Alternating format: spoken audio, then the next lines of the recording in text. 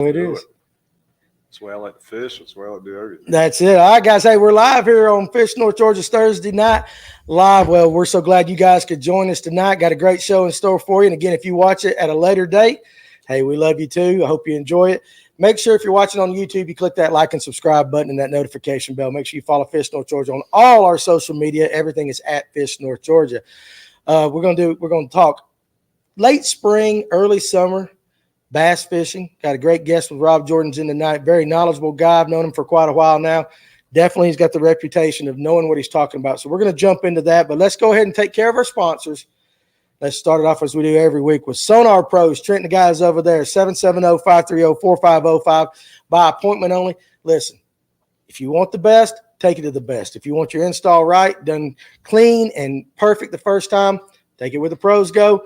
Hit Trent and the guys over at Sonar Pros. And then, of course, we got one of the best bass guides on Lake Lanier, Lip Sticker Fishing, Kevin Underwood. You guys, if you want to get in touch with him, you can find him on Facebook or you can have him at lipstickerfishing.com. Hey, you see it on the group page every single day. The man knows how to catch those big spotted bass. Book a trip with him today. You will not regret it.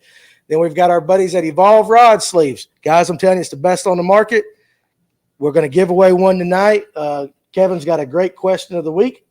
Won't be easy. Won't be easy. Ain't nobody going to use that artificial intelligence on this one. But seriously, guys, hey, it floats, protects your rod tip. Everything's about it. But the best part about it is those hooks do not stick in there. So Evolve Fishing, we got them right here at Fish North Georgia. Come see me and I'll hook you up with some. If you're into paddle sports or the kayaking, guys, Festive Waters off 369 going towards Lake Lanier, they can set you up whether it's recreational, again, fishing. If you're into that whitewater stuff, they got stuff for you right there. Check them out at festivewaters.com. Nathan and the guys, they'll treat you right.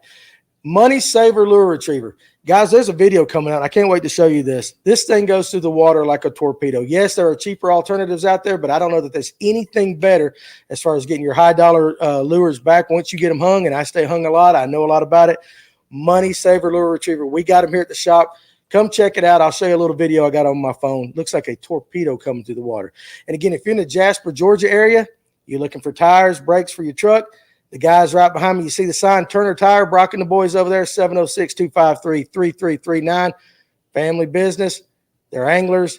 They're great people just like us. And always shop local when you can. Check them out in Jasper. And, of course, one of my favorites, Etowah Mead Beer and Wine. Tonight we're going to be doing the Psycho Blonde Ale. Guys, listen, if you're up in the Lanier area, go check them out. It's a really cool atmosphere up there. And, again, if you're into mead is classified as wine. They can ship all over the country. I don't know why the government set up that you can't ship beer, but they can ship mead. Go check them out. Also go to their website, Etowah, I think it's etowahmeadery.com, and they've got a selection of that stuff that they can ship to you. It's very good. So with that being said, got some comments coming in already.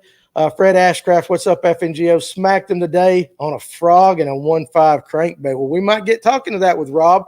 Again, Carrie Bell, Uncle R is in the house. So, yeah, absolutely. So let's put this camera on Mr. Rob there. And, Rob, it's been a while. We recorded a podcast about 4 years ago. Glad to finally get you back on. So, man, glad to be on, man. Glad to meet with you guys. Yeah, it was crazy. That much time has passed since we filmed together, But, hey, y'all got an awesome shop going on. Well, a lot thank of cool you. Things going on. Thank you. Hats off to you guys. It's getting there. And the cool thing is we kind of hooked back up at the TAA tournament. Right. You were up there fishing, and we had the podcast up there getting to interview you there and then telling you, hey, dude, you need to come back and be on the podcast. So we're going to talk – again, we're going to talk late spring, early summer fishing for sure. But I want to go ahead and get your thoughts, and let's get this out of the way. The Touring Anglers Association, that tournament, you finished in the money. You had a good run at it. What's your thoughts about that entire organization and what they're doing? Man, I couldn't be any more excited about that. And I really feel like that Mr. Alan Brooks has an awesome mission, and it's a lot more than just like he stated before and others have stated. It's a lot more than just the technology side of it. That's right. It's the show up and fish. It's the 100% payback. Mm-hmm. And as others have mentioned too, that it's the one really cool thing about it is that it has an atmosphere more similar to what many of us were used to, let's say just a few years ago and prior. Where a lot of the bigger organizations now, and I'm not saying anything bad about any of them or anything. It's just a different atmosphere in recent years, and that's due to a variety of different different things there. Yeah. But really cool. It was really cool to be able to fish off of instinct, fish the conditions. And that was really probably the most exciting thing to me, because that's how I love to fish. That's how many of us have spent our entire life, sharpening up those skill sets there. That's right. And it's, obviously it's a hot topic right now that, some of that is being neutralized due to technology introduction and stuff like that. I know that's not breaking news to anybody here or anybody watching. So, so really cool. Glad to be a part of it, man. And I'm really excited to see what happens with it in the future, because like I told Alan, regardless if it was here, I wanted to be a part of it and wanted to support that mission regardless. Yeah. It just happened to be in my backyard. Yeah. But, it was a cool event. And, everybody talks about the largemouth, kind of get this out of the way. It was all bedding, all spawning. Man, it couldn't have been any further from the truth. Were there a lot available? Did some of the guys win doing that? Absolutely. But depending on what part of the lake you're on, it's funny to me in the spring when people see largemouth, they automatically assume they're all in bed. All right. Yeah, they do. No, they do. This lake is chock slap full of them. I actually went back after talking with a friend of mine, was going back, looking through old photos and stuff like that, and looking at the number and dates of like when some of the biggest fish, the 6, 7, and 8s and stuff that are caught over the years. And it's like, there's about a 2-month window that you can catch those fish. And there's certain periods of time. First week of March first week of April is no shocker that largemouth are going to bite. Yeah. And especially when you turn off the technology, it really showed how good of a shallow water fishery this lake can be. Because just like you and I talked about when we did a quick little interview at Laurel Park, David Williams, who got second, was talking about throwing a buzzbait. It blew my mind. I'm skipping docks. I caught some sight fishing, but not on the bed. Caught some sight fishing over 30 feet of water. You know what I mean? Yeah. That are hovering around, targets, whatever. Caught half of my bag the first day flipping wood. And it's like, but everybody automatically assumes that they're just sitting on a white tire. Like it's just picking them off. And it's Now, so it's like the discredit. It can be viewed as like discrediting. Mm-hmm. It's kind of interesting to watch. That's a good point. Yeah, that's a really good point. I'm gonna hit a couple of these comments, and we're gonna jump right back on that because I like where you were going with that. So, J.R. Mitchell, Smith Lake, Virginia, back in the house, dude. Man, I love it when people. You ain't a Yankee yet. You're far enough south. We ain't gonna call you a Yankee, but now I really says he eats grits, so he can eat breakfast with me. That's right, absolutely. He's the grit eater, right? Didn't we ask him that last time? I know we asked somebody. I believe so. But listen, seriously, thank you very much. And then Cam made it back good. Glad you guys are safe. They go up here at the shop. Put some gain in Rob's mic. So maybe you have to come a little bit closer to the mic there. We want to hear you. Yeah, get animated. Get animated. So we'll do that, Derrico. Hey, we got to get them warmed up. It's been a while. So listen, guys, too, I'm going to jump right back on that topic that he was talking about. But if you guys got questions for Rob about anything fishing related, throw them out there. I'm going to try to squeeze some juice out of this man tonight. That's why he's up here.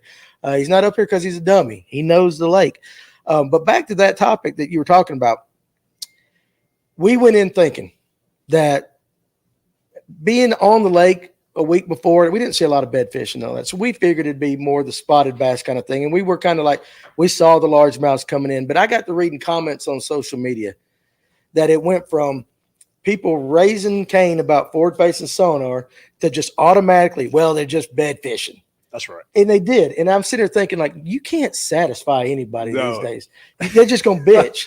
and so, but, you're thinking going into that tournament, was it, hey, I'm going to look for largemouth?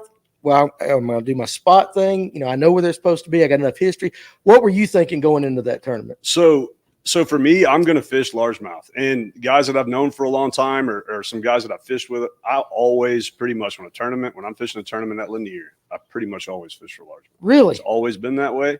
Not every single event. I mean, there was some times back when I used to fish BFLs a good bit that I would certainly I'd be fishing to try to make a regional or something like that. Like some of those 2-day fall BFLs that, you pretty much got to fish spots. Mm-hmm. But some guys that are watching the stuff from a lot of tournament wins on the lake over the years and good finishes, 90% of them were all largemouth or had a largemouth in the bag. You know what? I did not know spotted that. bass for me is work. But when it comes time to fish tournaments, like I generally always fish for largemouth. Really? And a lot of times, just a fun fact, I didn't know that. Even like in the FLW Tour tournament a few years ago, like I fished for largemouth, and maybe till a certain point of the day, then I had to bail. So like a lot of times, like if I had, you know, a bag of spots, like it may have just been like, this is what I could catch on the way back. And you know. It was that just, yeah, I grew up fishing largemouth here. I grew up fishing, and I'm going to dive straight into this, but like I grew up fishing up here with no electronics. Like my first 2 boats had 0. So like I learned how to fish the place just by sight, off instinct. Yeah. And then over time, of course, evolve into, you know, I got 10 grass hanging off the boat, not 10, but you know. Yeah, I know exactly. And, I do.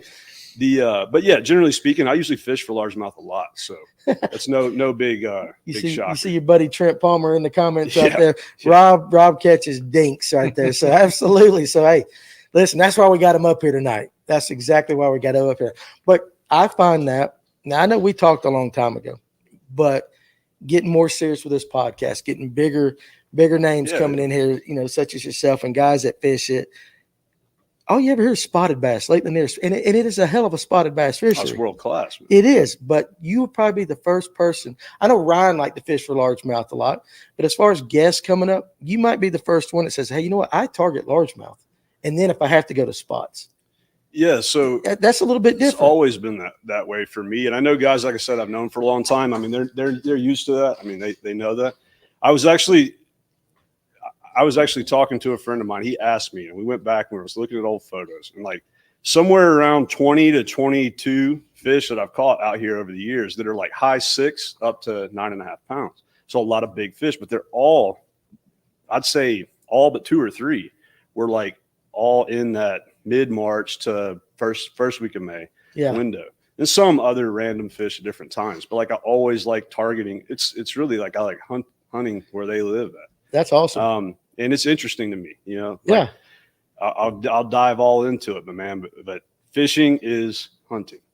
And there'll be a lot more to talk about that later Absolutely.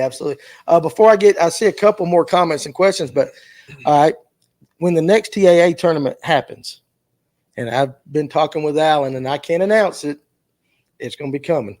But when the next one happens, you're in? I plan on fishing it. Yes, sir. Good. Because we got told that wherever it's at, we're going to be allowed to go up and do the same thing we did. Cool, man. Get to do our podcast, and we're going to do a lot more behind-the-scenes stuff that we learned a lot as well as you guys were learning, you know, with the tournament and learning that organization. We were doing the same. So there's going to be a lot more opportunity. Cannot wait for Alan to come on here and make the announcement. It's going to happen. Definitely going to happen. So Derek White. Yeah, that's an interesting thing. We all know Derek White. I believe the forward-facing sonar is giving the shallow fish some relief. I'm not answering any questions from that guy. Huh? I'm not answering any questions. Okay, fair enough. Absolutely. Let's pop on down. Let's see. David Weaver. In the last 10 years or so, what is the biggest change you have seen on Lake Lanier? Biggest change in the last 10 years? I would say that, you know, I can't really say a whole lot has changed in the aspect of what the lake is. Yeah. Now, I would say that there's a lot more, there's a lot more information out there about it for people like myself and you guys and all these other people that are sharing information about the lake to, you know, help teach others. It makes that stuff more readily available versus like way back in the past. You know, I didn't even, before social media, like I didn't know what you were catching. You didn't know what I was catching. Yeah. We just kind of went out and did our thing. Yeah. And, you know, so you see a lot more people, let's say, on the juice, on the numbers, that kind of stuff like that. But of course, there's a lot of different things that contribute to that versus, let's say, maybe 10 years ago or prior, you know, maybe somebody had something to themselves a little bit more, you know, this is my brush or this is my point, you know, that kind of thing.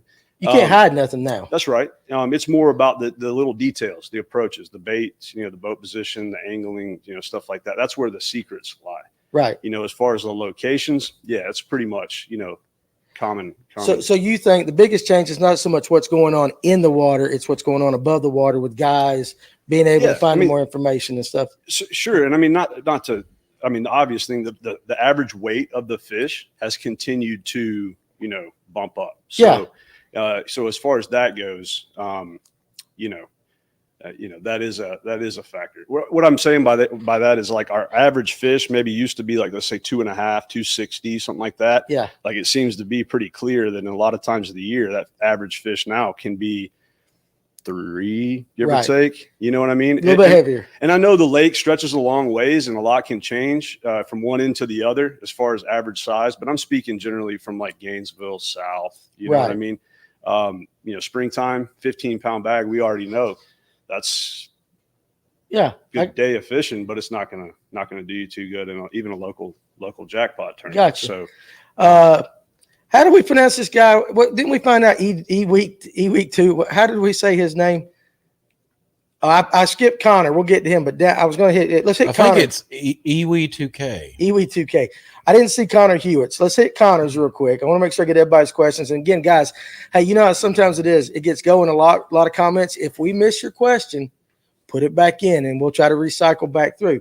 How would you target large heads? I like how the way he says that in the summer and have a decent bag without scoping. Oh man, that's probably. And we'll say Lake Lanier or any of these highland reservoirs around here. Yeah, it's probably one of the best times to go target them just for fun and go fish. Now, are you really going to win in most cases? Probably not. We already know, like we were just talking about, our average size spot is so big. Yeah. They're so plentiful. But you can have some really good fishing that time of year. Baits like any kind of topwater, buzz baits, frogs in some places, even frogs in clear water. Can be an effective way to catch them. Really? It imitates bluegill and other things that they feed. Is the color really important if you were to use a frog? Yeah, it can be. Yeah, I mean, I throw black, and if they don't bite black, I throw black, and if they don't bite that one, I'm throwing black. So. I had a buddy, Andy Middleton. He's a great kayak angler. He said there's only 2 colors of buzz baits, black and black. That's right. He said that's it because you don't need anything else. You know what? And I went out with my cousin last year on Lanier, late summer. Wasn't catching anything, pulled out a black buzz bait. We're in the back of a pocket and caught largemouth and spots on it. And I was just like, that gun black in Lanier, it does work. Absolutely. So with the frog, I'll tell you what else it works on too. And I learned this from buddies and guide clients. Some of the northern guys, they already know this. Black is a very effective color in clear water. Up north, it's as common as green pumpkin. So you want to talk about some juice for a second? Here's a little juice. Drop it, babe. Down here, our standard color, right, is what? Green pumpkin, watermelon. Green pumpkin, everything. Yeah, that's right. That's it. But up north, they like to use black a lot, and the water's clear in most of those fisheries up north. Depending on where they're located at. Right. But black is very natural. Silhouettes. There's a lot of things in the water that are going to be, a little. I mean, of course, all different types of forage, but like it's something they bite very good, and. Many times over the years, like I said, clients and buddies from up north, let's say Minnesota, Michigan, stuff like that, they'll just reach for something black. And, we're like, why? That black in the mud, like, where do we throw it out here? And they start catching fish right away. So you guys give that a try if you're out there. If you're struggling to get bit. Black. Something black. There's your juice right there. I love it. I absolutely love that. Now go to E week 2. He gave us his name a few episodes back. Don't you remember that? I do. I think it was like it's either Iwi2K or Ooh2K. Ooh2K. We're just going to call him Roy. So anyway, are the majority of those largemouth being caught in the upper part of the lake? Now, one thing with the TAA, and Driscoll talked about it a little bit, and some other guys, a lot of those guys were concentrating on the 369 area, Brownsbridge area, and then working their way kind of out. So I don't know exactly where Johnston was when he caught those, or where Williams is actually going to come on the podcast here soon. Yeah, he's awesome angler. Dude, and just old country boy. Yeah. But, like, if you're going to target them right now, or just talk about the entire time of the year on Lanier, in the summer, let's say the spawn, we're post-spawn, we're done with that. If you want to go get largemouth, can you go from Baldridge and the dam all the way up to the northern part? Or is it one spot better than the other? No, you definitely really can. And that is a straight up, there's spots that live from one end to the other. You caught spots all the way to the shoals, all the way to the dam, and everywhere in between, obviously. Yeah. But largemouth the same way. The very upper reaches of the river, it's largemouth's probably a little more rare than I'm saying, like the extreme. Like getting on up, way on up. But largemouth, they're plentiful from one end of the lake to the other. The one thing about them, and I know this won't be breaking news to some guys, but it may be to others, is that this lake supports a lot more largemouth than are weighed in. And there's a variety of different reasons as to why that is. But a lot of those largemouth either live in residential areas, whether it be big docks or, just coves, creeks, things like that they like to live. But a lot of them live offshore with those spotted bass. I've seen them on camera. This is not like a theory. Like pelagic, almost yeah, like 100%. Really out there roaming. I mean, you see them get weighed in these tournaments, and you're like, man, things are beautiful and healthy. Like, where are they coming from? And anybody who goes out there right now will tell you, put your trolling motor down, close your eyes, point to the bank, troll over there, look, fish around. It doesn't care if he's 10 inches long or 5 or 6 pounds. Like, you're going to run into one March, April. Yeah. Whether that be your pattern of choice for a tournament or whatever, like, you can still catch one. But those fish don't just magically appear. Right? But they're all over the place right now if a guy wants to go fish for them. Right. They live in a lot of those groups. They're not as quick to the trigger as a spotted bass is. Of course, yeah, right. I've seen them. I've seen big schools of them over the years. Very rare that you will see that. But, I mean, I'm talking about seeing 40, 50 of them at a time. Like, really? In school. Special day. I was with a co-angler one time, a long time ago in a BFL, like a February nasty day. And, dude, it was like seeing a ghost. Like, I saw it from here to the door. I mean, it was just all largemouth, 4, 5, 6, 8 pounders. I mean, just huge group of females. Yeah, just kind of freak deal. See, but like, it kind of starts to prove, when I see stuff like that, that's what proves a theory that, like, where do these fish live? They don't live, just on traditional places that you would catch largemouth during, let's say, the other 10 months of the year. Right. Where are they at? And then, it's common, you'll see in September and October when guys are fishing brush, what happens every year if you go back and look at tournaments, whether it be local tournaments, BFLs, anything that's going on, you'll have like a 6-pound largemouth will get usually weighed in by a spot guy. Yeah. The traditional spot guy, a guy who's just pretty much fishing brush or timber or whatever. And it's not uncommon that fish can be the difference maker in the outcome of a tournament. Yeah. Because like a big bonus 5-6 pound largemouth September, I mean, for sure. That's huge. But they will. Are they out there chasing herring? Yeah, be on brush, like point brush, stuff like that. But does the blueback affect them? Oh yeah, they eat. That's why they're out there. Yeah, there's some. They're not chasing brim, I don't guess. Yeah, there's some that are. Yeah, there's some that pretty much live shallow. Yeah. But there's a lot more that live out there than people realize. I don't think there's a realistic way to target just them. Yeah. Because they live in the groups of spots. Yeah. In most cases. So we got Latham Reservoir up here. And when they stocked it, they only put largemouth in it. It had a few spots in it from what we think the Etowah River and some of the creeks that flowed in it, some small ones. They put somebody dumped bluebacks in there. And what we have noticed is what you just said, that when they come up schooling, a lot of people like to throw in there with whatever, and you'll stop out of 10 fish. Now you're getting 3 largemouth out of every 10 fish out there. And so it's kind of like they've got that taste for the bluebacks out there. They've gotten used to it. So I don't think people, when they talk Lake Lanier, I mean, this is probably the most largemouth conversation I've had about largemouth, about a fish other than spotted bass. But I don't think people really realize it. And I think Kevin Underwood got on some last year in the middle of summer that were deep. I know Ryan had a day over at Van's Tavern off of it, not facing the shore, throwing topwater over brush, and had a tournament or something. We 17 pounds or something, but it was all largemouth. And so you hit little pockets of them sometimes. And like I said, it's hard to pattern. I'm not saying, guys, there's some secret that you can go out there and go, crank offshore and start catching bags of largemouth. Yeah. They're in groups of spots. And I feel like those little wolf packs, they just kind of, hang in areas. I will say one thing about the largemouth from what I've noticed, in most cases, they do not roam as far as spots will. So like spots, I feel like there's no boundary to them. They will just wander miles a day. It's no big deal to them. Whereas I feel like largemouth kind of pick a creek, an area. They'll stay offshore, but within a given. That's really interesting. I did not expect our conversation to even remotely cover that. I thought if we were going to talk largemouth, especially coming off the TAA, it would be bed fishing. But I appreciate you actually telling people. Yeah, I mean, there's a whole lot more to that in different parts of the lake, and like even in that tournament specifically, in the TAA tournament, there was a lot of wind for most of the tournament. So there was one side of the lake that was super protected, one side of the lake that wasn't. Mm-hmm. I opted to stay away from the protected side because I already knew that there was going to be guys who were going to be all in that. So I just fished straight up in the wind. Yeah. Figured I could have it more to myself. I haven't fished out there very often in the last year or two. So like I just straight up just wing it. Just did it like that. So where did you end up finishing? What did you end up finishing? 9th place. 9th. Yeah. Hey, I love that. That's great. You local guys represented very well in that. Let me check and make sure I haven't missed black trick worm. I see that gets bit in Deep Clear Lake that I fish this time of year.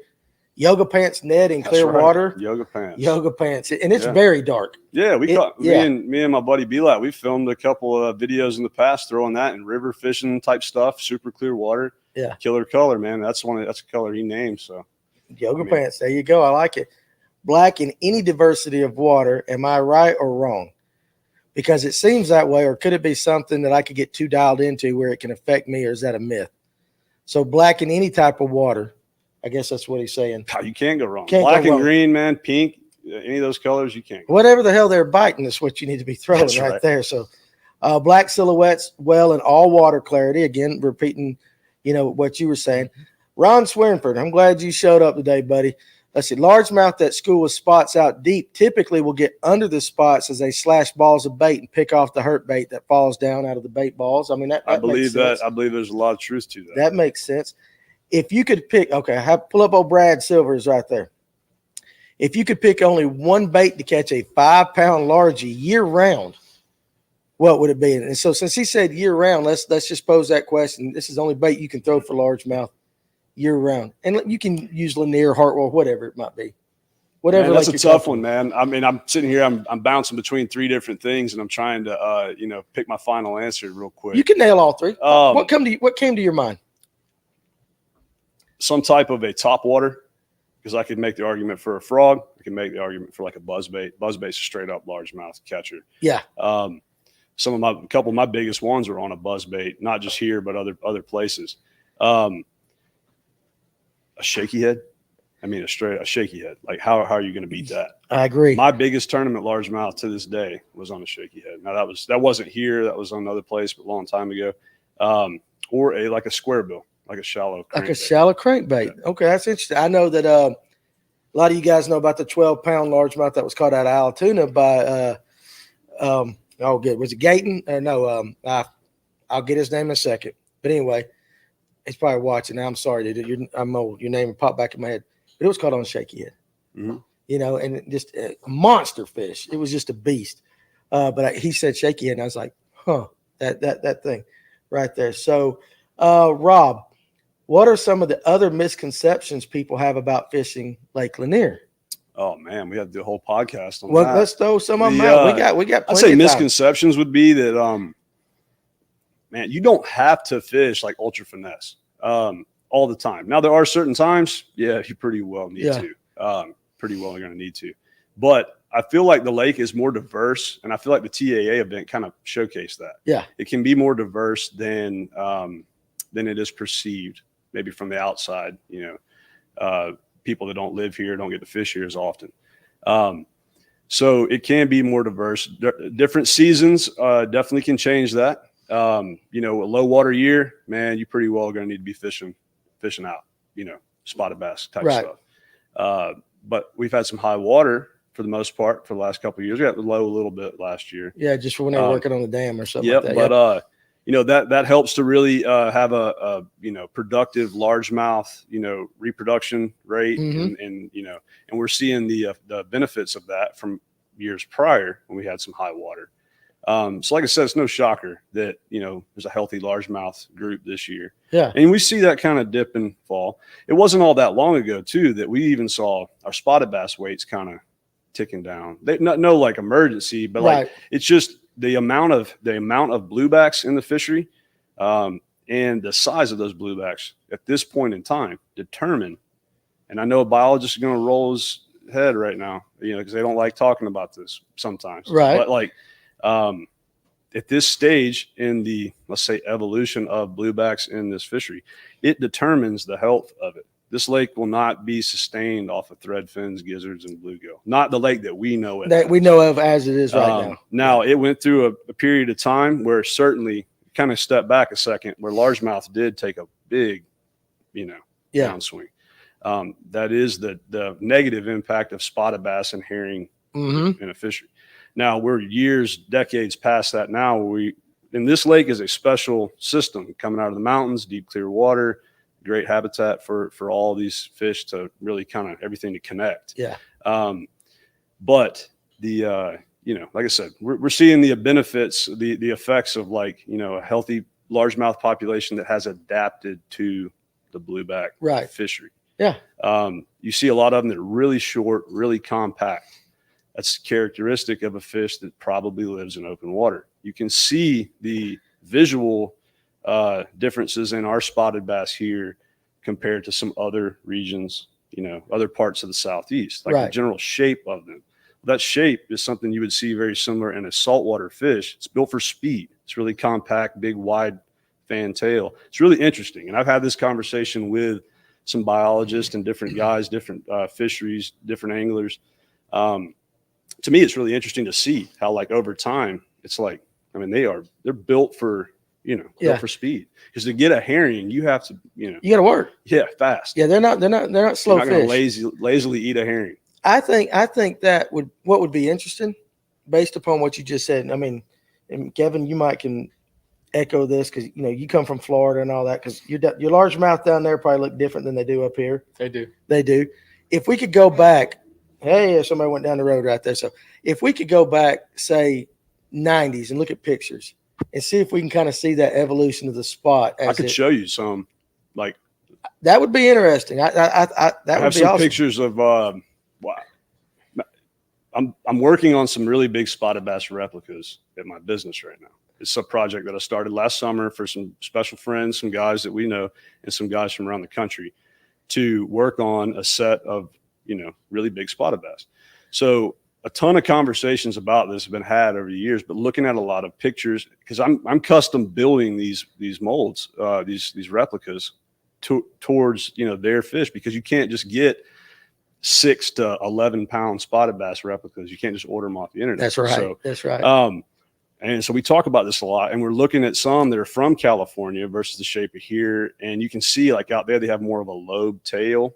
They're trout, or the ones that were when that certain lake was at its peak. That the big, kokanee eaters, like trout eaters. That's right. They have like more of a very lobe tail, very rounded tail, versus ours are like sharp fork, big healthy, fish. I mean, you'll see them when their tail gets beat up. I'm just talking about across a general broad sweep. Yeah, I mean, you look at a big spot, if you really stretch them out, like, and let's just say a big spot, let's just say 3.5, 4.5 pounds, using their average weight, because, we know in the wintertime, they're bulky, they're thick, big bags of fish are weighted in. But, like, you'll see they have a really broad, sharp tail. I mean, those things are ridiculous fast. I mean, for over a decade, filming them and watching them back in slow motion, it's like, I mean, it's National Geographic, man. I mean, they're wild. That's pretty interesting details, again, that I don't think we've discussed on this show like that. So that's some good stuff. Go up a couple. I know I missed one question, if you don't mind. First of all, there's my daughter. Hey, baby. Got to say hey to Tatum right here about it when I get home. You got to take care of the fam. J.R. Mitchell right there above her. Are you guys down south seeing a decline in brim on the banks? Theory here on Smith Mountain is the chemicals in these fertilizers for the lawns have killed the bugs and the small insects that the brim eat on the banks, therefore pushing the brim a tad deeper.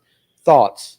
And that, of course, that's going to be in Virginia, right? So he's in Virginia, but we got a lot of fertilizer runoff into this lake. Yeah, a ton, unfortunately. Yeah. And guys can see the effects of that now in a lot of places. It's not the only lake that noticing that in. A lot more green slime, a lot more, let's just say grass growing in places that it used to not grow.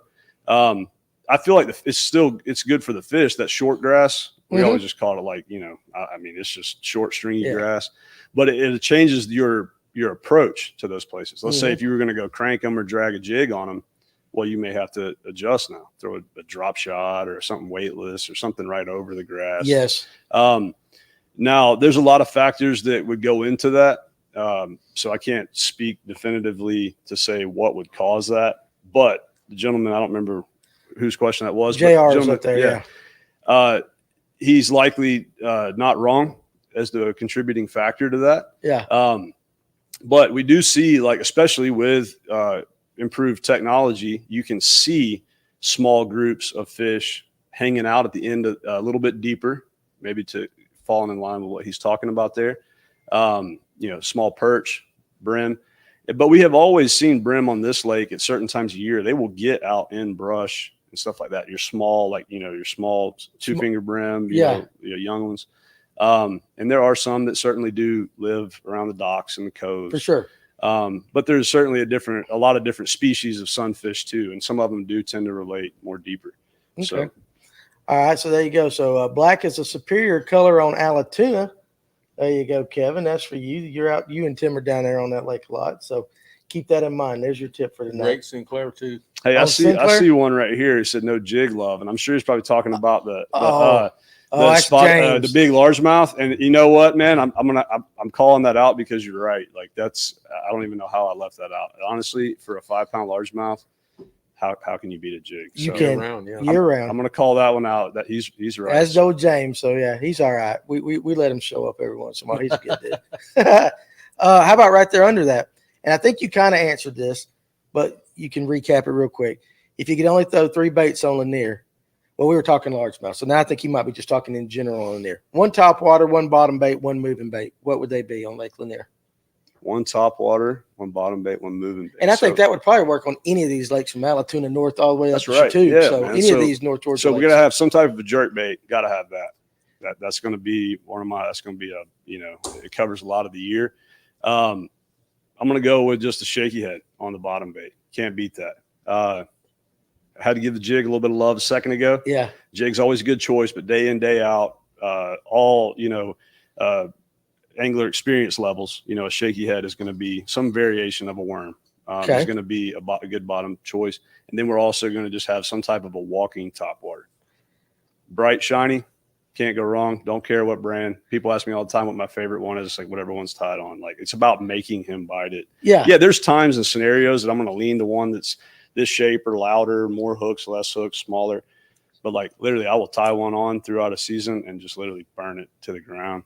And then some years it'll be a gunfish. Some years it's a spook. Some years it's a whatever they're biting. Just keep throwing it out. I got it. So I see a couple. I want to make sure, but Josh Murphy has comment. Blueback herring's color on Lake Murray in South Carolina in the herring spawn is dynamite. So something like that. And speaking of which, we got the herring spawn and the shad spawn kind of going on a little bit or getting ready to peak. What about the Seville style baits right now? Do you like throwing those? Oh man, yeah. Yeah, I know. We definitely throw a bunch of them, and I mean we sold a bunch over the years. I mean that's probably been one of the number one selling baits. That and mega bass over the decade. Yeah, that's been. You make those type baits. Oh yeah, yeah. So we got to give you some love on that. Well, man, I mean that's something that's just a staple in the Southeast. But it's a whether it be Murray or Smith or here Hartwell, and of course we can name plenty other lakes. That is a staple bait in a certain scenario. Yeah. Right now is definitely a time for that. We're going to be fishing tomorrow morning. We're going to be fishing with some. We were throwing some earlier this week. That is a bait, but I want to. If I got a second, I want to dig into that. I get a lot of questions about this specifically. Yeah. It's important because I want guys to understand this. So when you're talking about swim bait fishing on these lakes, I've certainly shared a ton about it over the years. I have a business. We build all these things, and a lot of other guys do and throw them also. So it's the most insane bite, that we can experience here. But it's not something that happens all the time. Doesn't matter if it's for me or you or any of these other guys here. That is a situational thing that all the stars have to kind of line up. Now, can one bite it any given day if you throw it in front of the right one? Sure. Yeah. But it's something I use a lot of hunting analogies. Like I was saying a minute ago, fishing is hunting. Turkeys don't hammer and gobble every day. That's right. 10-pointers don't run out in front of you every day. 100%. But there are certain scenarios where that can happen. And to me, a swim bait is something you need to keep handy, but fish the conditions. Let the fish tell you what they want. If it's slow and everything's kind of more chilled out, well, it might not be the best time to sling that swim bait at them. But if you're seeing fish breaking, you're seeing fish pushing bait up, stuff like that, you better reach for a Sebile or bull shad or any other type of swim bait, whatever your favorite one is, whatever you got access to. When those type of scenarios are playing out, you better keep one in your box because it's unmatched. Bite and it will catch really big ones. Yes. But it's not something that typically happens every single day. We may hit 1 week of the year, like kind of like right now, or certainly in the fall, but you may have a day or two where it's like absolutely lights out, throw it all day. And the next day we're, wacky rigging and Ned rigging and just trying to get a bite. And then the next day it's something else. So, guys will think sometimes because they see myself or others like sharing about it, that it's something we throw every day. Not always the case. So it's just important, you know, for guys to know that it's like, it's a situational thing. It's a tool to, you know, apply in that situation. It's not something that's just like glide baits are the same thing. Like glide baits have been around for decades, but they've become really popular recently. Yeah. They're really good for finding fish, but they only typically catch them in certain scenarios. So the same thing I'm just talking about, like fish are going to follow them by nature. I mean, if you throw a Swimbait, a big Swimbait around them, it's just, they're going to check it out. He's got to check it out. Yeah. Now, whether he comes up and stops it in its tracks is a whole different thing. I get this question a lot from guys coming in buying those type of baits. Do you do anything like modifications? And of course, you know, I'm sure you throw yours I'm not a lot. Guy. Yeah. That's all we do is modify. I know. Yeah. But like a lot of people say the feathered treble on the back of those type of baits is really important. Yeah. I mean, like all that kind of stuff.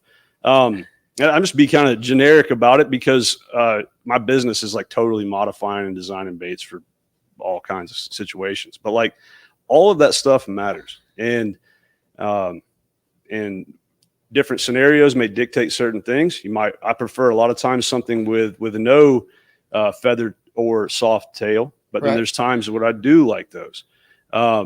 If I'm fishing something really erratic and really high speed, like I want it as compact as possible because something that extends off the back of the bait, for me, I proved that to myself a long time ago that like they're more apt to like nip at that back because everything's so fast. If I make it compact, it forces whoever really wants to bite it to like hit that actual bait. But there's times in shallower situations or slower bait presentation, you bet I want a feather treble or a soft tail on the back of it. Yeah, absolutely. You bet. So play with those different things, play with different split ring sizes, different hook weight sizes, because that changes the angle and the weight to it.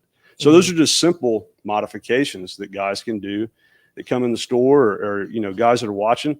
That kind of stuff can make a big change. Even just putting a heavier split ring or removing a split ring can change the nose angle of it. Therefore, that changes the tracking angle of that bait. Therefore, that changes the speed. And then, you know, so like little things like that can make a huge difference. And I know some guys know this, but we have a lot of newer anglers that might not. So that's important stuff for them to know. And make sure before we'll hit it in a little bit. We want to make sure we give your business some love and talk about that as well. Sure, I think we definitely want to do that. Chris Taylor, again, Chris too. Listen, I'm glad to see that your daughter is doing a lot better. For those of you who don't know, she was in a car wreck, and you know we got you in our thoughts. But the pictures that you're putting out there, that's good news for sure. When does the lake fish the best? Flooded, high water, or very low?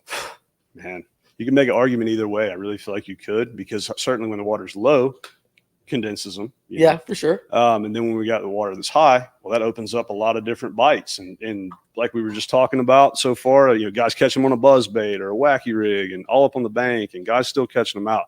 I think that, you know, for finding big concentrations of fish, lower water is going to be the case. Yeah. But that's how you Alatoona boys catch your spreading fish. Anglers out.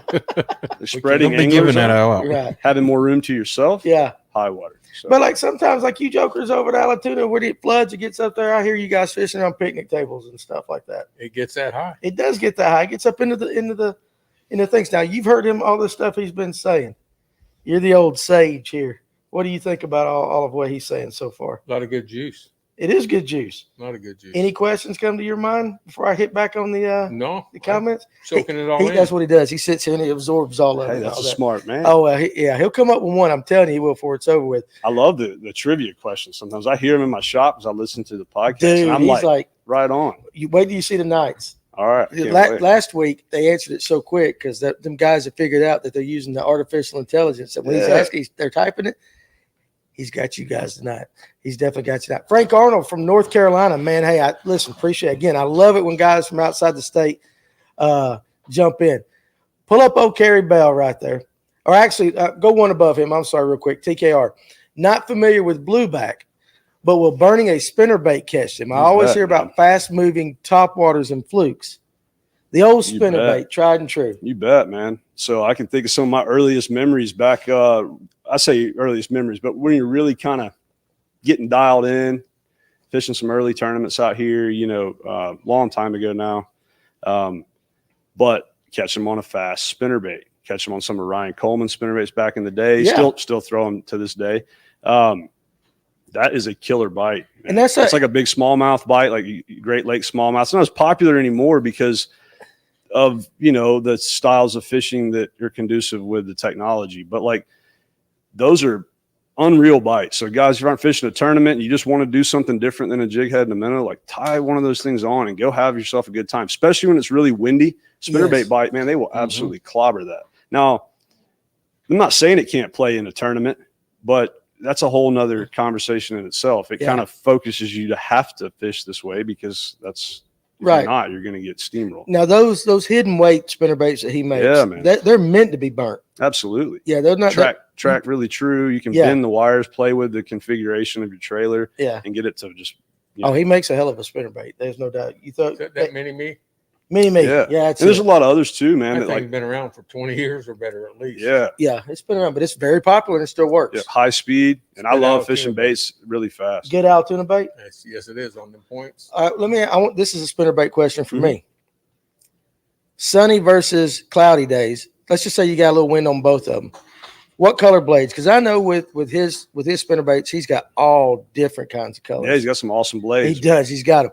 But to keep it basic, sunny day, what color blades are you throwing on that? And cloudy days, what blades are you going with? So I generally on Lanier, and I know this is it's hard to cover all the bases because I've caught 7 to 8 pounders on this lake on a spinnerbait, water the color of your cup. Yeah. But then also, obviously, 90% of the lake is very clear. Yes. So most of the time here, I'm going to lean on silver blades. Okay. Some variation of it. But I can think of specifically 2 or 3 really, really big largemouth, 7, 8 pounders that have been on, gold blades, red blades, copper blades. Stuff. What about white blades? I hear guys saying, man, they work really good. They work good for that is something not to leave that. I'm glad you brought that up. That is a good can be a good wintertime, really alternative on a spinnerbait, too. Okay. Different situations. I like to use things on like a cloudy day that are generally a little bit more opaque or pop more, and white in the water. A lot of times clients and people with questions will ask like, well, if you throw in bright chrome, like what about white? Like it just kind of a spin off on your blade question. But like in a regular bait selection, generally speaking, on the brighter days, sunny, that chrome silver is going to be good. Yeah. And then on your darker days, you kind of lean to more of a solid body, opaque white. Maybe like early morning, and then you can. That's right. And I'm not saying either one won't work in both, but that's just a general rule of thumb. Okay. For somebody that may have that question. Guys, listen, if you guys have been watching for a while, the man's dropping a lot of good information out. So keep your questions coming. I want to get as much out of him as I can. What about during the shad spawn? Shad spawn. What about the spinnerbait? Yeah, with the white blades. It's a great choice. I'd say grab the first one that you get your hands on and put it in the water because that shad spawn low light conditions. That's right. Yeah. Yes, that's a great bait, and especially for you guys that might not fish up on Lanier as much. We already know Middle Georgia and some of the more shallow lakes, spinnerbait's a staple. Not only in little windows, it's a staple all the time. So, especially on a shad spawn. Yeah. Our herring spawn, it can happen up shallow on the bank, and a spinnerbait can be lights out. But sometimes you may be fishing a herring spawn on docks or whatever hard object that they get around. They'll even spawn on a boat motor sticking in the water. So they're crazy. It's weird. All right, so let me ask you this, because I ask everybody this. I haven't asked this question in a long time. Spinnerbait versus chatterbait. Which one do you like more? Or do you just use both?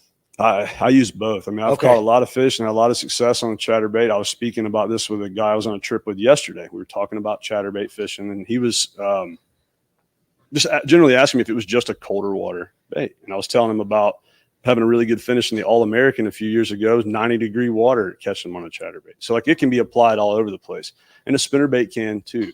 Spinnerbait main lake fishing is generally thought of as like more of a spring, fall, winter.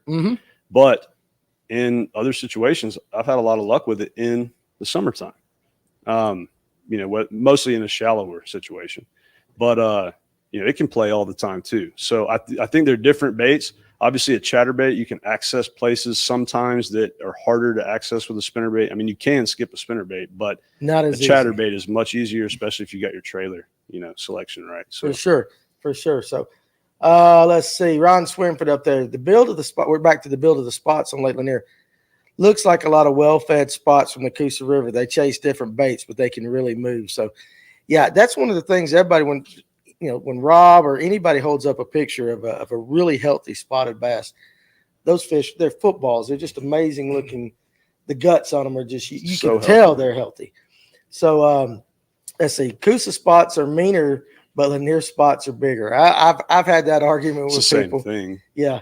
Yeah. The spots in Lanier are Coosa strain. Yeah, that's what I was about to say. Is They're it? just- Yeah. Yeah. They Okay. are. But There there you is go. a lot of different subspecies of spotted bass that some of us have talked about for a long time. And I didn't get to catch all of it, but other podcasts that some friends have, they were talking about this the other day, and I was listening to it in the truck, and I thought it was really interesting that they were starting to classify different Yes. groups of spotted bass, because They for a are. long time spotted bass have gotten a bad rap because, I mean, they are what they are. I'm not gonna. Oh, they're pissed off fish, man. Yeah, just and they take over. do adapt to a lot of places, and they do interfere with natural, fish. But Yeah. they're those Coosa strain spots, man. Those are mean fish for They sure. are. I love them. It's Ken and Jacob. I'm going to skip your question right now because after we do the question of the week is when I'm thinking about getting a little bit into Rob's company a little bit, and we'll talk about your question right there. So don't forget that. He's wanting to know if you got any new ideas you've got for your bait company. Oh, man. So Yeah. when we get into that, we definitely want to talk about that going forward. Ken Pruitt's not with us tonight. He is in St. Louis. So Ken, safe travels out there. Derek O, interesting question. Does the striper false spawn have an effect on what the greenfish are doing? Do the stripers affect the bass in any way? As far as very much so. and especially when they make their run up the river. Yeah, and I mean, the stripers are so established in this lake and have been here for so long. And they do go through cycles too, just like all the other fish, do. Like I said earlier, much of that is dependent on the bait that's available and other things. And we've had years of parasites and stuff like that.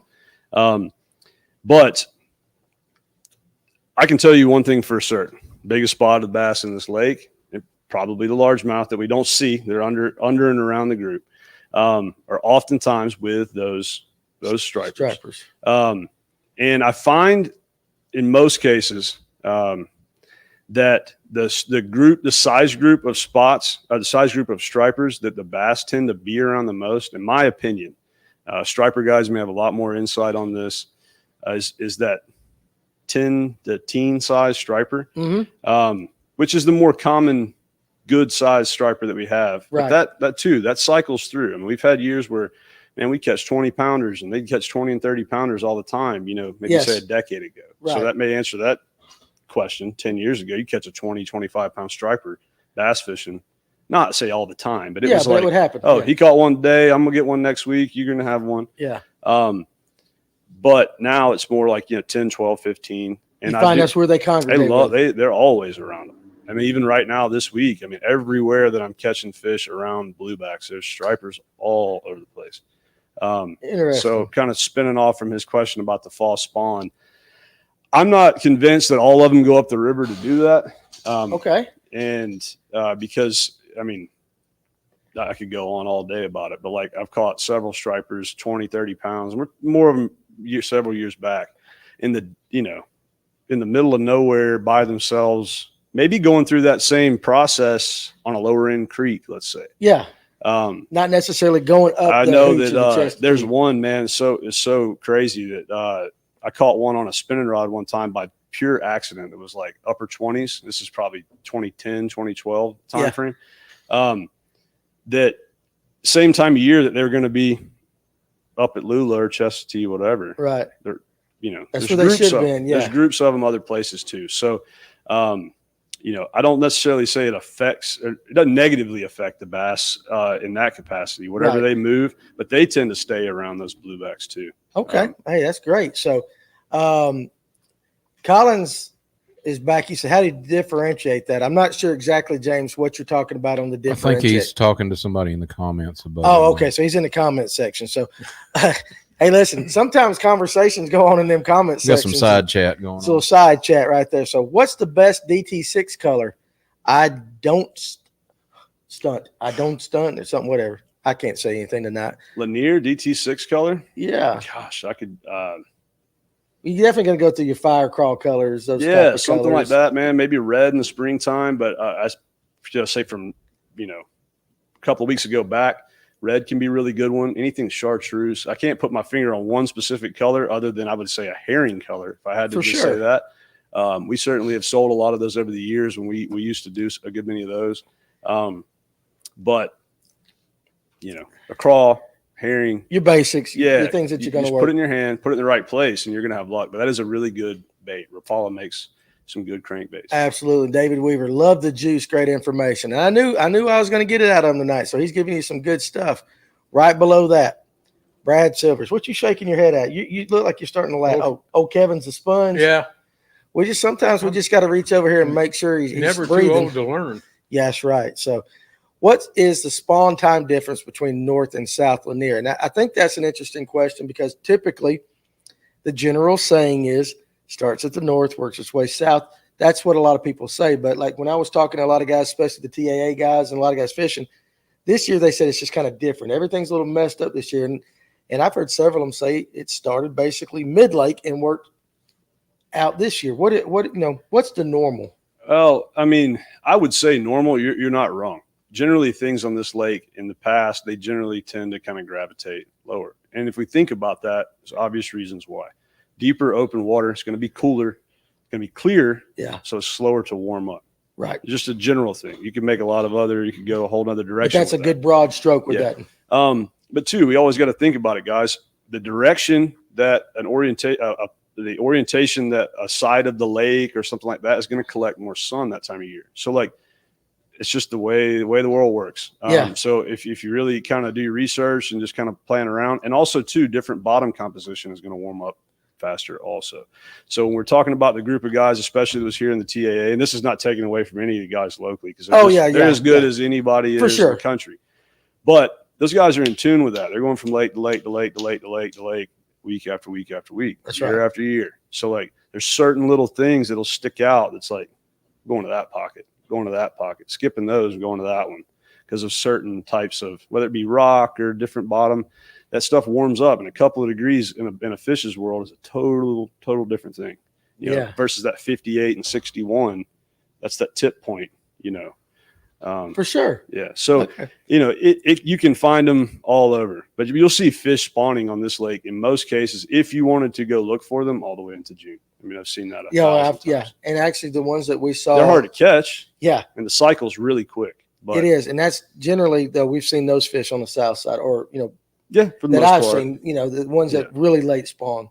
But that is interesting right there. So TKR watching from Middle Tennessee. Well, there you go, buddy. Listen, appreciate you guys. We love the fact that we're getting out there farther and farther. Makes my day to see that. So appreciate you watching us tonight. What we got next? So yeah, George Smith. I love George. He's a kayak guy. Had a great day on the spinnerbait one day, went the next week for a tournament and didn't get a single bite. It's all in the day. And that I always say, listen, and Any baits. any baits, they're like women. Once you think you got a fish figured out, they change on you. Exactly. That's all I got to say with that, but it's the truth.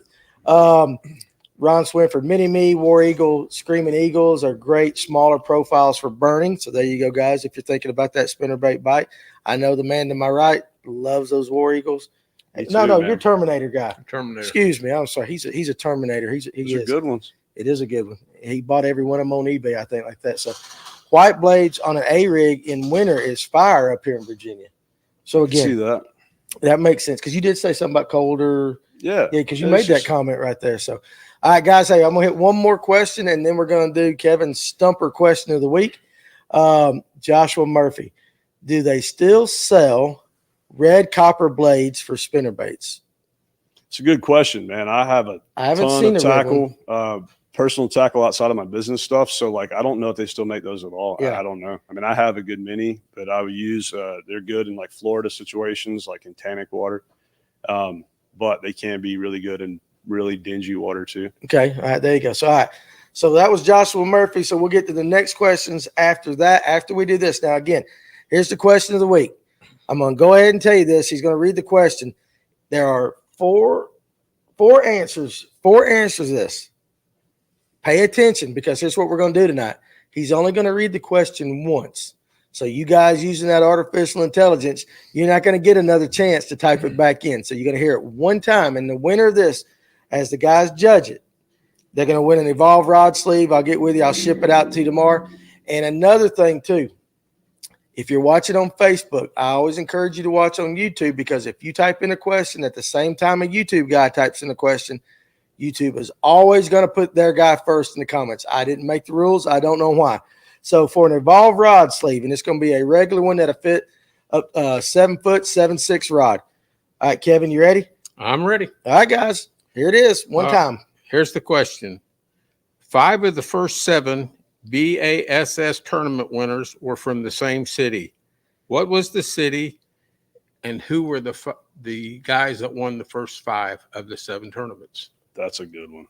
So listen, yeah. From that city. They're three of the guys. Oh, I gave away the number. I shouldn't have. Yeah, you did. There's 3 anglers. They're all from the same city. What's the city and what's the 3 anglers? Got to give them a little bit of hint, because I'm sure people right now are just like, what? We'll go ahead again. That's for an Evolve rod sleeve. And if we don't get an answer in the next 30 minutes, we'll repeat the question. Somebody will get it. Somebody will get it. I don't know if Clint's either not watching or he is sitting back quiet. Clint is sitting back. Clint, if you're sitting quiet, you're getting sneaky on us. That's exactly right. So, all right. So let's go ahead. We're going to keep the conversation going. Those 2 guys are going to watch the comments, and they'll tell me who won. But again, let's jump on this. Derek O wants to know, why do I never see single willow blade for burning around here? A single willow blade spinnerbait. Normally they're tandems. That's a good question. I mean, they're effective. I could think of somebody I've seen throw a single blade spinnerbait more in recent years is Jason Christie. Not for burning, he's more for dumping it around. But a single blade spinnerbait is very effective. I actually, I'll talk about it now, but I actually got one of the last years I was fishing some BFLs a few years ago, fishing, a series, had a top 10 at a Hartwell tournament. Listen to this. In August on a single-bladed spinnerbait. In August? Single-bladed spinnerbait. Are you serious? Yeah, that's all I'm disclosing on that. That's always disclosing. So I may go back and fish there again someday. But and some of my friends I was staying with, I think Trent was one of them. He remembers that. So. Okay, there you go. Now, Kerry Bell. I think he won, matter of fact. Trent won that one? Yeah. Okay, so, Kerry, you did put this comment out earlier, and I'm sorry. I meant it in my head. I saw it, I read it, and I forgot to do it. But let's jump this out. I don't hear a lot of conversation about barometric pressure, but it seems to be extremely important to pay attention to. If it's high the morning of your tournament, does your game plan change? Yeah.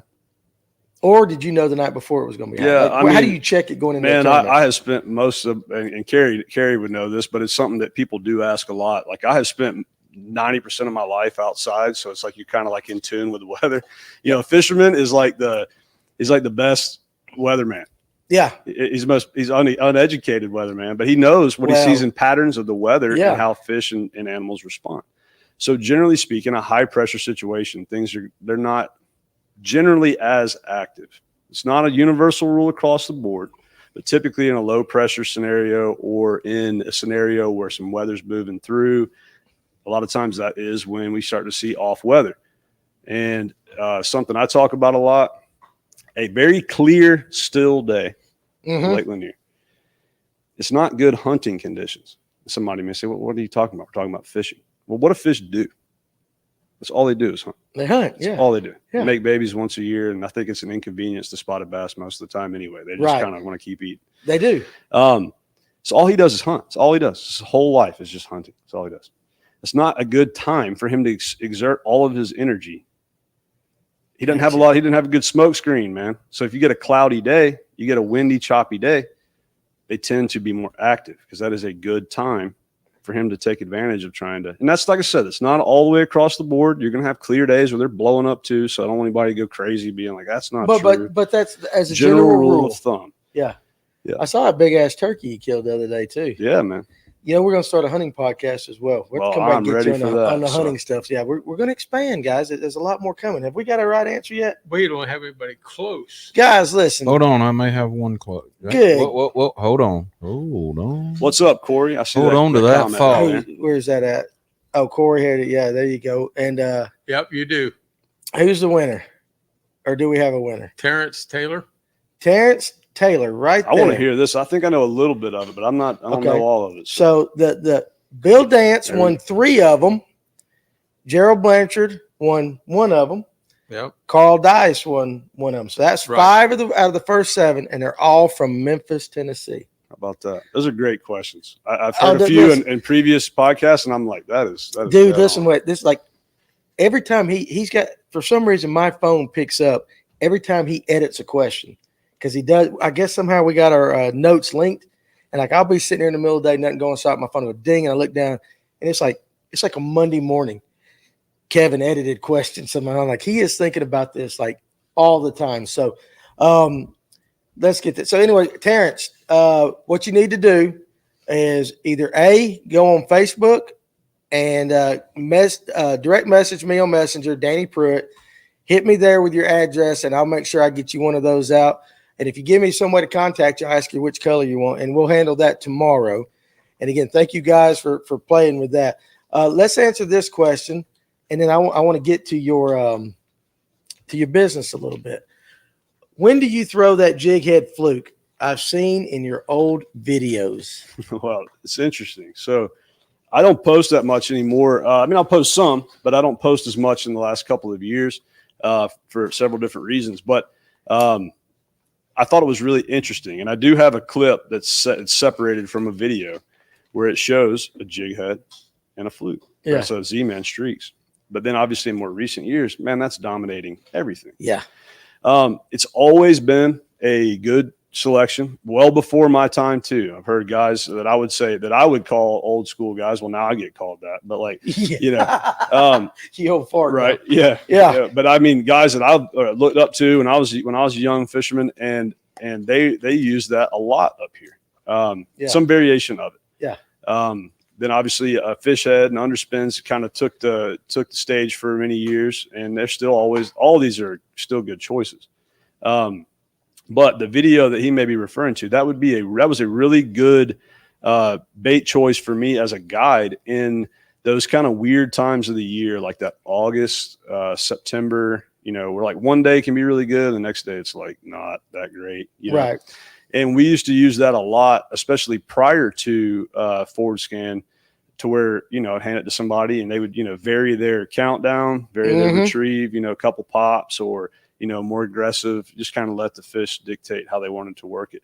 But, and we see nowadays fished in a different manner, still obviously a dominating, way to fish. It's always a good choice. Any type of fluke bait, fluke style bait is always good. And I even can recall some of my first, honestly, like the first couple of years that I fished Lanier, like just I used to fish it all the time. I think we threw a fluke, a spinnerbait, maybe a couple other bait, a Sammy, you know what I mean? Like that's all we really threw. Yeah. That's all we had. I'm going to ask you this question. This is for me.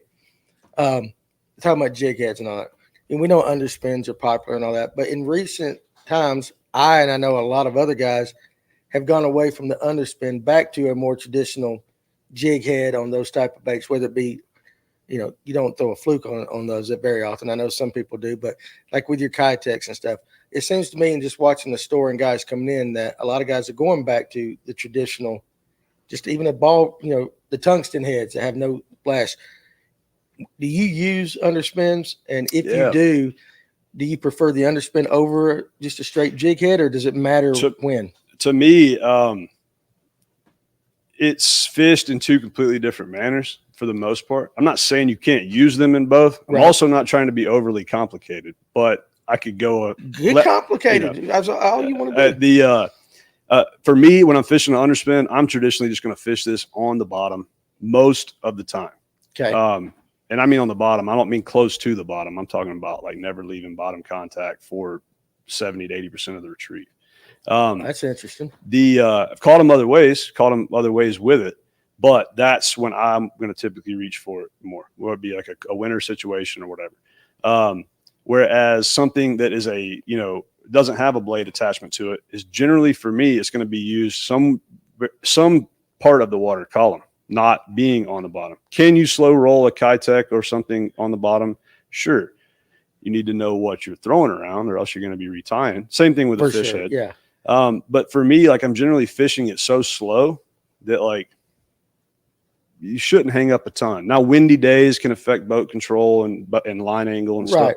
But, you know, generally for me, I'm going to fish a ball head, let's say, off the bottom. And I think with the technology we see introduced now, that's where most people are going to do that, because there's a whole new class of fish that there's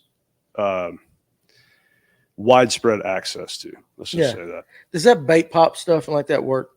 Yeah, I mean, any type of scent stuff works. I mean, that and what about for showing up on Forage? I mean, there are certain materials that do.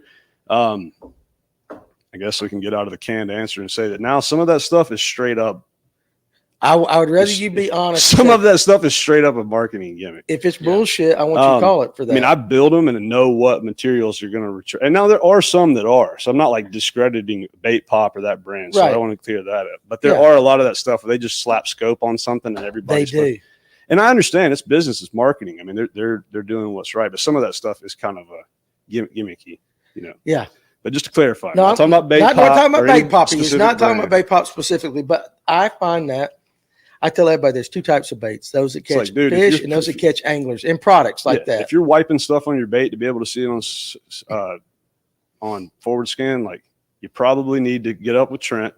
And I'm not sponsored by him; he's just a good friend of mine. You get your system dialed in a little bit more. You don't even need it.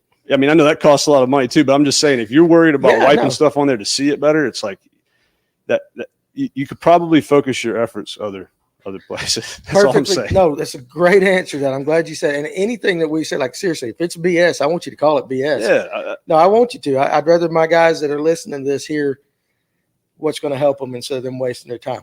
Now, we're going to get to your questions, guys. Again, keep them coming. But for just a second, I want to make sure we give Rob some love, because he's not just a great angler. He builds baits, does a lot of custom. You got a lot of stuff. And we talked about that. You were kind of getting into that stuff back when we had our podcast. And I wanted, did you Trent, bottom, perfect answer. The density of material is all that makes a lure highlight better on forward facing sonar. Yeah. Simple enough. Yeah. I mean, I not rocket science. Could go all into it, but I'm actually in some conversations with a couple of different manufacturers on some building and licensing stuff right now. So I'm not going to go crazy off into that. Yeah. But yeah, he's very correct. Perfect.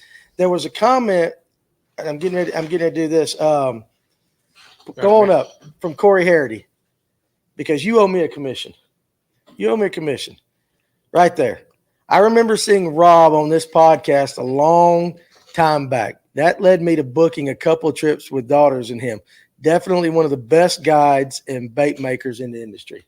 I certainly appreciate that, Corey. We had some really good times together with his daughters. We had some really cool times. I remember vividly his daughter catching on Topwater and stuff. Super cool. So, and, you know, speaking of cool too, and again, I want to get you a business, but you fish that tournament every year with the kids. What's that tournament? Yeah, Cast for Kids. Cast for Kids. I don't know if they had that this past year. But you always fished it. Yeah, always have, man. That's something that's very important to me, and it has been for many years. Is finding a way to give back to kids. And that's a deep conversation. And a lot of that stems from seeing a kid lose his life in the lake years ago. Yeah. Unrelated to a fishing incident, but that was just something that impacted me as a younger angler out here years ago. Well, I love seeing you guys do that. Yeah. And that's something that's always been important to me. Yeah. Just try to, and I geared for many years prior to knowing you guys. A lot of my summertime trips were specifically geared to adult child only for the summertime.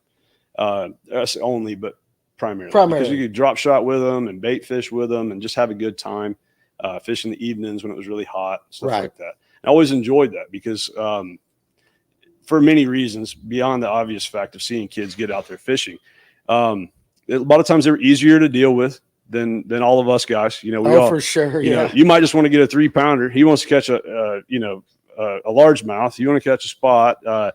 Some days of one fish is a great day for this guy, but the other guy, you could put him on 3-4 pounders all day and he wants 5s. Yeah. So the summertime, I said, you know what? I'm just going to spend those months gearing towards kids because I love every fish makes them happy. So. I love it. And I wanted to take the time because that crossed my mind to at least give you a compliment on sharing your time and your talents and your resources doing that with kids. My biggest thing is I want my biggest thing is that I want to help get other guys involved with it. And that's something that's always been my focus. It's like, I want to be involved with it to help encourage others to be involved. And they should. And they should. So again, all right, so let's get to your business. Let's get to, just for somebody that's watching that just kind of knows Rob Jordan as an angler. They've heard your name. Let's tell them about Rob Jordan, the businessman, what you do and what your fingers are into these days. Yeah. So a couple of years ago, I made the decision to expand what I had done really since college. So I'm going on almost 20 years now. That originally started as a family business, was custom bass tackle. That was my great uncle who's since passed, and my cousin and and just some of my family there. We started painting and doing a lot of baits way back when. That's where I learned how to paint. And I did that throughout college because it was really interesting. When I graduated college in 2008 timeframe, well, there was a big recession, it was going on back then. Yeah, probably similar to kind of the deal now. And I had graduated from ABAC with wildlife degree and always had the intentions of working either in the private sector of wildlife or potentially with a DNR. But fishing was always my thing. And so the baits, I just kind of kept rolling with that. Doing full-time custom baits and modifications for guys kind of transitioned into guiding. The focus had always been just to fish competitively, right? But one thing leads to another. Well, for many years throughout fishing as guiding and tournaments and other industry work that I was doing with sponsors and ad campaigns and stuff, the lure building, lure painting and stuff kind of become, I didn't do it that often, maybe just in the fall or for buddies around here and stuff. Did some design contracts with some different companies in the industry on different projects over the years, but all the while, all those ideas and all that stuff was just kind of stacking up. And just to be transparent about it, in the fishing industry, small, tight knit, awesome deal. But when it comes to that level of baits and it's a nonstop copycat rip off. Get an idea. Yes. And I'm not trying to be all negative about it. I'm just telling the truth about it. 100%. And when the little guy tends to get, and there's a few different baits and a couple of guys probably watching and guys around here that we were partnered on. And this is nothing to anybody around here, but a couple of really big ideas or concepts kind of got, I'm not going to point the finger because it's ultimately always on us, right? What we allow ourselves to be a part of. But there was a few baits specifically that just really kind of stuck in my, really kind of pissed me off. Yeah, for sure. That got, unrightfully stolen or the concept, So I'll say it. So I'll say it. And I mean, there's a few guys I'm not, that were a part of that too. Like, they got screwed too, out of that. It might not have been as big a deal to them because they weren't as fully invested in bait design and stuff. But either way, a lot of concepts, a lot of things were kind of formulating, and I'd always taken. I'm gonna give 100% credit where credit is due. All these different swim baits, and I'll name a few of them by name. There's a couple of handmade ones that I actually don't have the name for, but bull herring is one for sure. Played a big factor. I got to paint some of Mike's first bull herrings, forever ago. When he first made that, we met up, painted some small batches for him, were sold in Hammonds and Oakwood back in the day. And so that was a bait that I got to use very early on. Always respected Mike's stuff and does a great job. Some of Stickleberg's baits back in the day, some of the original, what do you call them? Bite-sized herring. Bite-sized herring, yeah. Farley's, for sure. Farley's, some of Ed Chambers. He had made a couple of custom swim baits. I have one of them that a gentleman gave me years ago. But all these different swim baits, I feel like I'm going to leave somebody's out here. But they taught me so much because I like this one for this scenario. I like this one for that. This one tracked better at a high speed, but this one was better, and I modified them and learned a ton about them by just tinkering with them and taking them apart.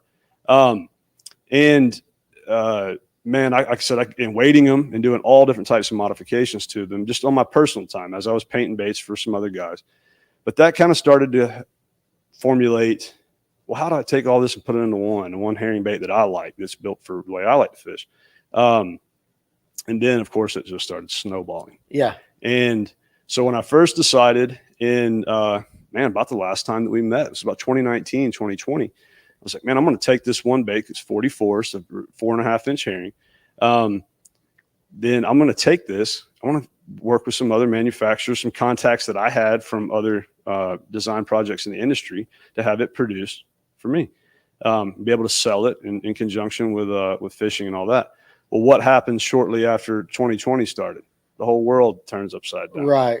And that changed a lot of things. It changed a lot of things for myself, for all of us in some capacity. Yeah. And it changed the way the world worked in a lot of ways. And we could have 10 podcasts on that if you really want to get my opinions about that, but we don't want to do that. I'd love tonight. to do that. No, maybe not tonight, but I would love to do that. It'll be a pay-per-view podcast. Yeah. After hours. Yeah. We can do that. But the reality of it is that spending that type of money and with things starting to get backed up and the turnaround time, I'm like, man, it's going to take forever. And that's a huge investment. And we don't even know what the future looks like. We're all, everything's, turned upside down. So I said, you know what we can do? This is the hardest route, but we're going to go this route. We can establish this and build the stuff here. We can have a paint process to take the way that I painted baits and develop a paint process that way, but then also have essentially like a sister business that can take the same type of thing and we can go the actual crafting, molding, casting. Right. Casting is just the pouring of the products. And now over the past couple of years, I knew that doing that, it was the hardest decision I've ever made, believe it or not, in my entire life. I mean, I reeled with that. Risk? It's Absolutely. Risk. I mean, the biggest thing for me was not fishing, because fishing for me is at its absolute peak. But I also understood too that things here as a guide have a lifespan. Right. And that's not most people might not understand that, but that's just a real thing. I understand. But also too, it's like, well, we won't do that forever, So it kind of started to formulate this whole expansion of Extreme Lure Creations. And throughout that process, I went and I just completed it earlier this spring, where all of the concepts I ever wanted to build, I finally finished them. Now I haven't released, but maybe like 15% of them. Okay. But I went ahead and went out while we're building and painting and selling drops of baits and stuff like that. I have a shop in my house too, where I originally craft a lot of these. So, I mean, man, I'm talking stuff from a 1/2 inch to 12, 14 inch baits. I mean, anything crazy stuff. I like it. Yeah. So we build them all. They're all unique. They're all handmade. And, I'm kind of now into that phase where I'm wanting to work on other projects. I've completed what I want to complete in the fishing stuff. Now I'm haven't released them all by any stretch, right? But, working on fish, like I was talking about earlier, fish replicas, working on some other wildlife fisheries oriented type projects, to be able to do not just one thing, but, all the things that I, kind of a vision that I've had for many years. Yeah. Because I remember when we did the podcast and we were talking about, it's been about 4 years ago, you were starting to talk about these kind of things, if I remember correctly. I share baits and pictures of fish, videos and stuff like that, but I don't share a ton about all that because, believe it or not, that has been the biggest task I've ever, and it's not just been by myself. So I give 100% credit to several guys that were a part of it or still are a part of it, guys that have helped out at different stages, right? That I couldn't have accomplished anything close to what I have accomplished without their help and dedication. So there's a few guys that are still, still helping with that, and that have taken and learned a ton, because it takes a team to pull that together. Because we're trying to do not just build one bait in small batches. I mean, we're building a lot of stuff, and that's a big task, especially when most of our customers are the top guys in tour level fishing. They can't.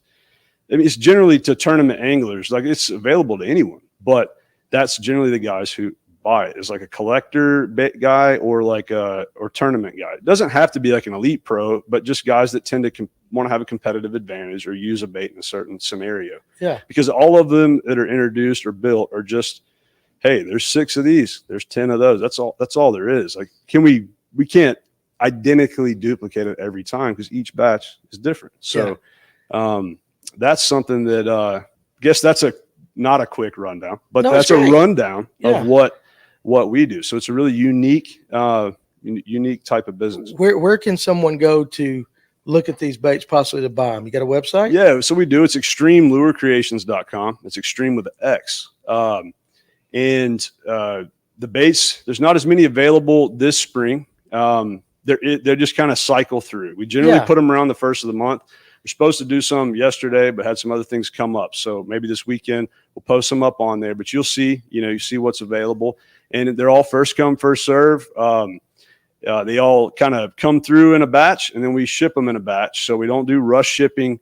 Most of the customers that we've dealt with for some time, they understand that, like, hey, when they go out, they all go out together. So if you ordered on a Monday, but these guys ordered on a Saturday, well, once they all kind of get done, then they all go out together. We don't run 24 hours a day. But for a quality product that's not mass produced, people spending that kind of money or for that particular, they're willing to wait. I mean, they know what they're going to get. And so they understand that. Yeah, for the most part. There are some stuff, there's some things you run into sometimes that with handmade baits, they're a tool. It's just like a handmade duck call.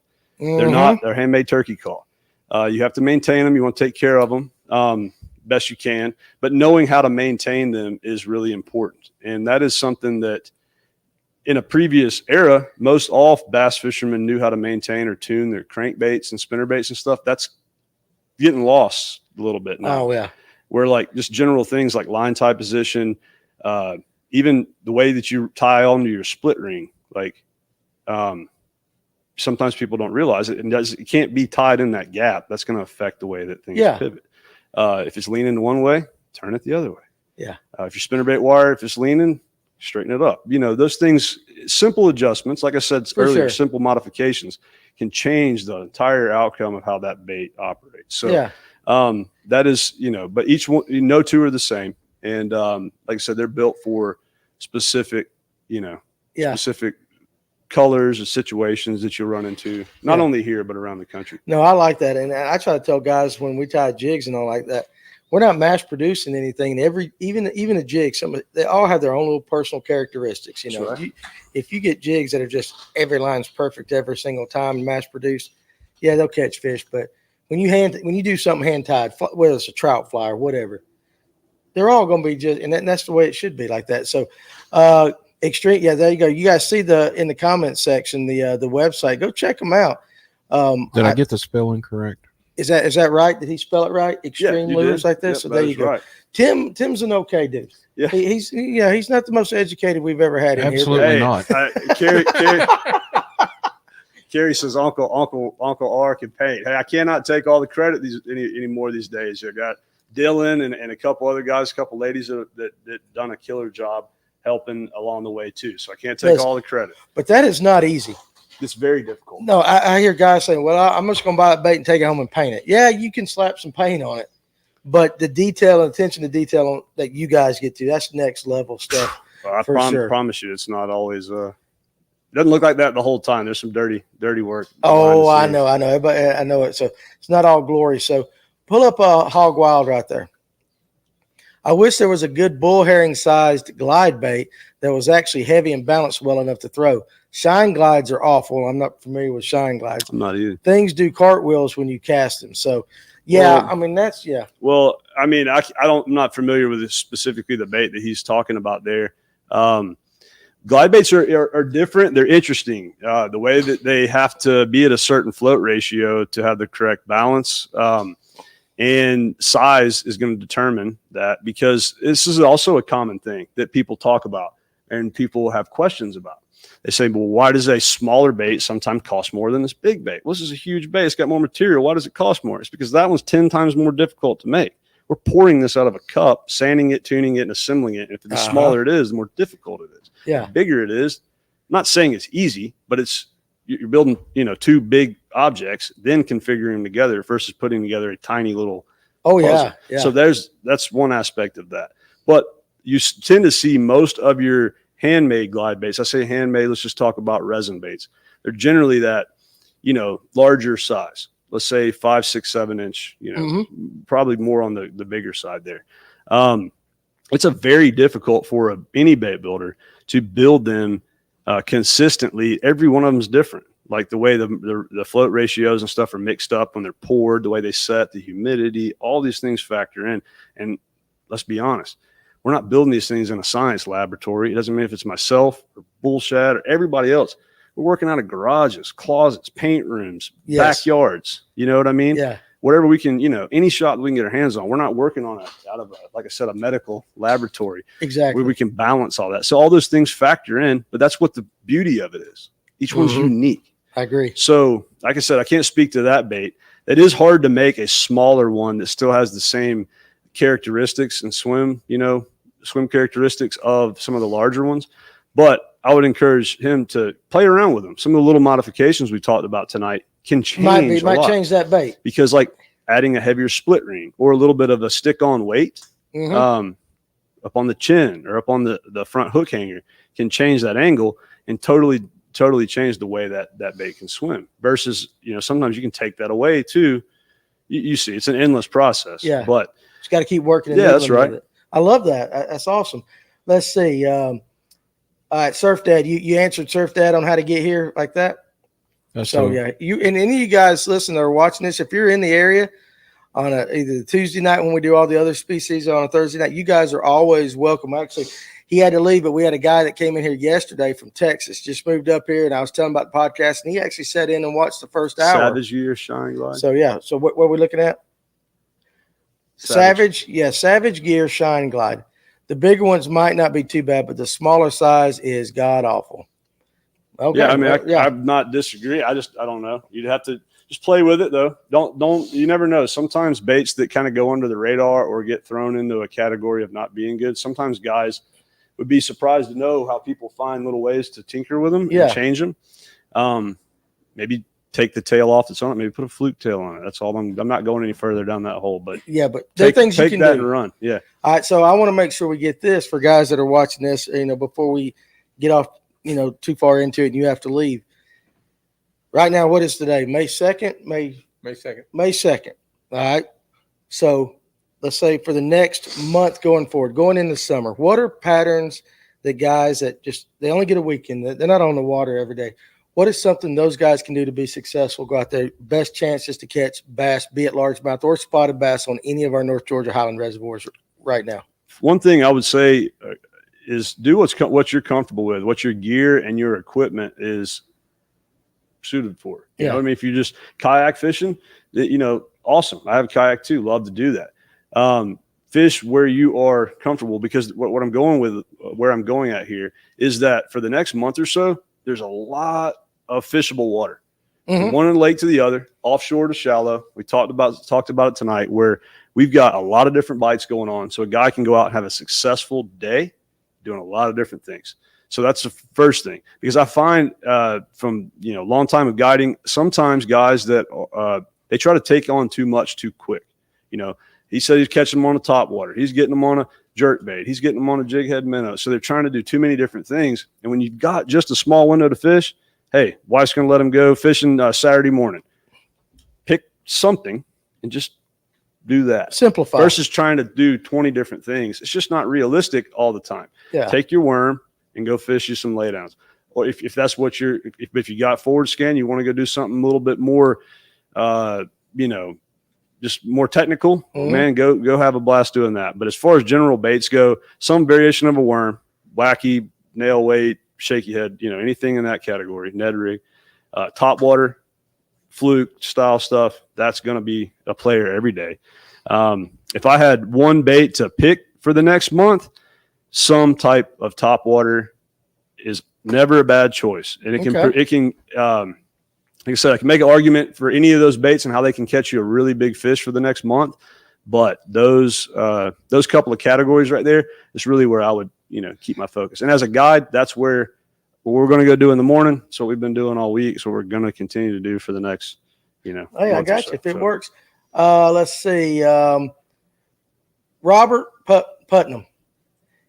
And then right above, Josh Murphy. I don't remember making buzz baits and spinner baits out of clothes hangers, but I'm sure a lot of people have. So I have not done that. I bought a Scout over the wintertime. What is Rob's favorite trailer to put on the back? That's getting into I won't say confidential waters right now because we're working on a few things. And, one of these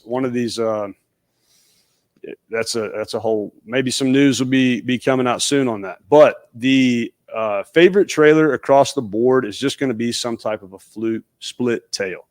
The cool thing about the Scout, and I will tip off a little more on this, is that the Scout, by changing the tail size and changing the length of the tail, can change everything the way the bait performs. And it can do that on a lot of baits. Like I talked about earlier about the guy who was having bad luck with one of his glide baits, he might try a different tail option. So fluke style tail can be a really good one. A paddle tail style is also a really good one. So there's not just one favorite trailer. There's two favorite trailers right there. So you can elaborate more on that too. You know, some guys get real sneaky with it. I got you. Brad Silver's right there. He's got a tournament. A lot of you guys got a tournament. Any lure preference to win a tournament in the pouring rain? Looks like we're going to have an old wet Saturday, this thing. So could it be a spinnerbait day? Hey, we talked a lot about the spinnerbait, so that's a good option. That's a good option. Day. I like that. Captain Jay Morgan, right there. I love this. Anderson, South Carolina. Hartwell here. Great show, Rob. You can only choose one of the following Topwater colors to keep tied on deck: bone, pearl, white, silver/chrome, or clear. You only get one. Silver/chrome. Oh yeah, and you kind of mentioned that every time. So there you go. So hey, buddy, I appreciate. They are all good though. Yeah, they're good. But I appreciate you joining us from South Carolina. We love you guys up there as well. Oh, Emil showed up. Oh yeah. Oh, Rob likes trash fish. Love them, man. That's my favorite thing. That's my favorite thing. We're connected. I love Emil. Let's see. I want to make sure I don't meet. Ken says it's getting close to your bedtime over there. That's to you. That ain't I'm to right me. awake. He is. He is. I could throw him under the bus, Ken, but I'm gonna wait till next week and let him tell you a good story. You got to hear it. So I didn't bring it up. I just gave a hint to Ken. Oh, okay. You know what I'm talking about now. Yeah, you got. I'm surprised she hasn't showed up.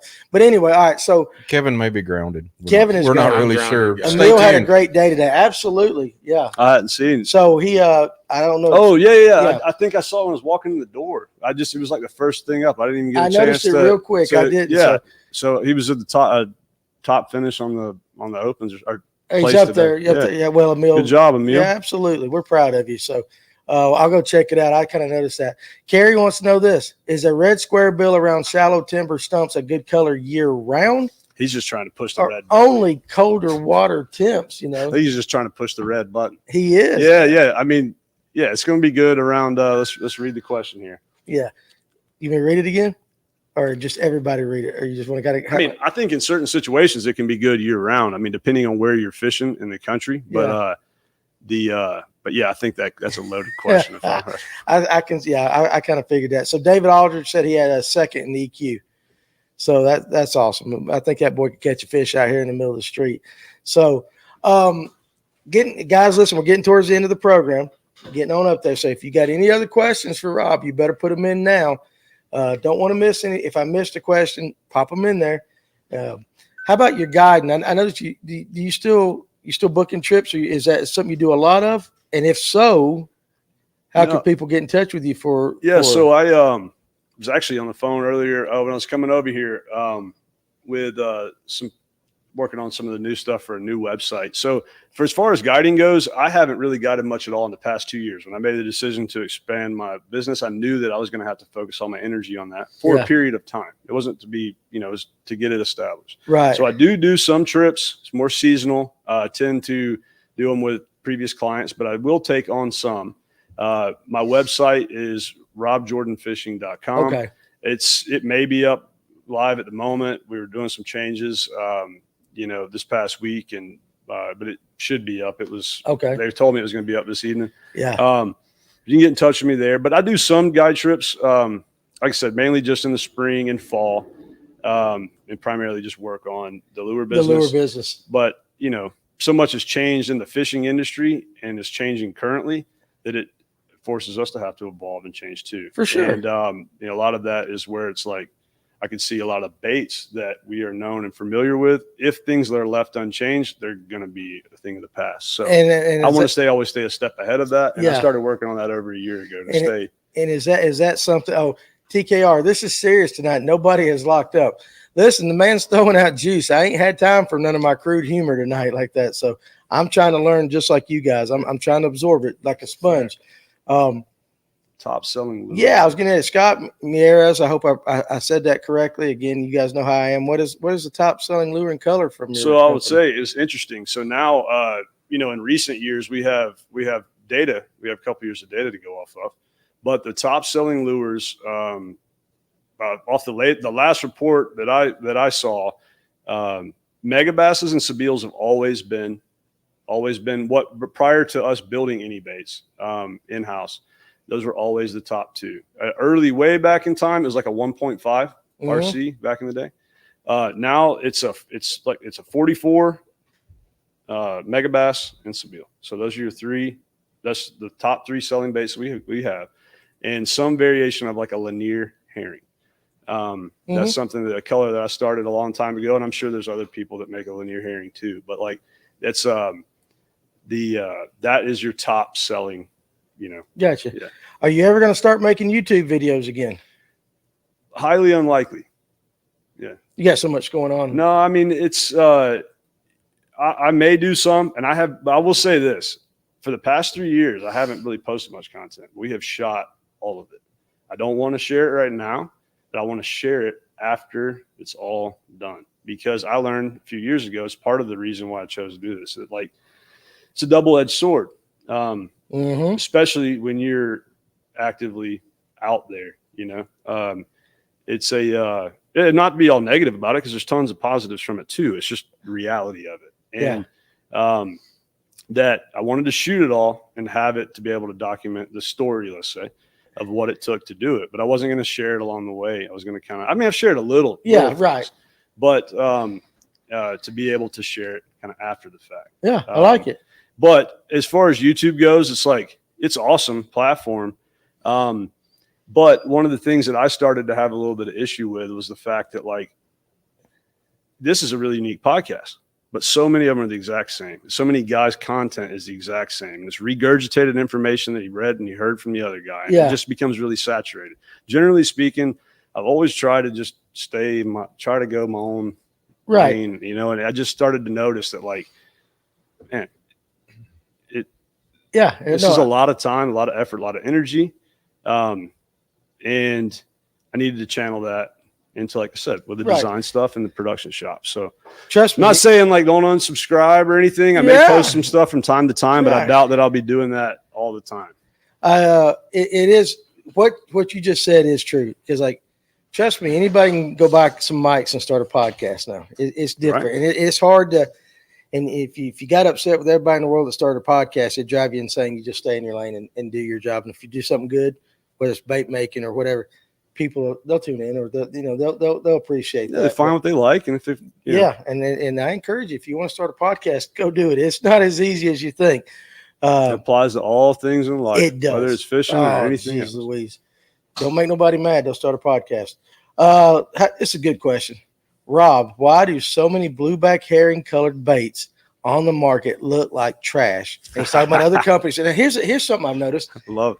No, it's a great question. And it's a great statement. That's very true, though. You can just slap the word blueback, and some of your major companies have a fish they call blueback herring. And I'm like, that don't look a damn thing like a blueback herring. Not at all. Blueback herring, too. I mean, they're just like any other fish or reptile. I could go on for days about this, where they adapt to the surroundings and the type of environment that they're in. Yeah. A lot of times guys will see them, let's say maybe in a bait tank at Hammond's or wherever else. Well, they're generally going to be a little bit different shade, because they're last I was there, it was like a whitish colored tank. For sure. But they tend to it's just like anything else. That's nature. They're going to adapt to their surroundings. A lot of times when they're spit up on Lanier, they tend to have a lot of greens in them. And iridescent purples and blues. Purple's big, yeah. And but to kind of get a little technical but not go way off into it, when it comes to bait color, guys, like a lot of times what we're trying to do on a back is, when a bait is slightly up underneath the surface is a mirror. So like as a fish approaches it from there, like they just capture, like as the bait rotates or strobes. You hear guys like really technical, like spy bait anglers talking about strobing. Crankbaits do this. Any bait does that. It just, if you video it or watch it in the water, like it's just like it shoots you like a little image of it. Pulsing. Yeah. So like that, I've always believed that, like, and I've watched it, like I said, on tons and tons of videos of like slow motion interaction with like fish on the baits, that like that last second is usually that moment of either like closed mouth or, a bail, and we all know fish are going to do that. But like when it comes to the angle that they approach, this is, like I said, super technical maybe for some guys watching, but like the back color of the bait can be seen against that mirror. That's the surface. So certain colors we may find, and we were talking like earlier about blade colors and certain cloudy days, rainy days, whatever. That is to make it be more natural, sometimes make it stand out more for different seasons. Sometimes we're fishing in areas where, like, let's say in February and March, we might be fishing places that have a little bit of color to it. Not a ton of color, but like those wash-in kind of creeks with the ditches and all that kind of stuff. Little stain. So we might opt for a bait that's got a little more pop or a little more sandy back, kind of, that can be a factor, just as an example of one.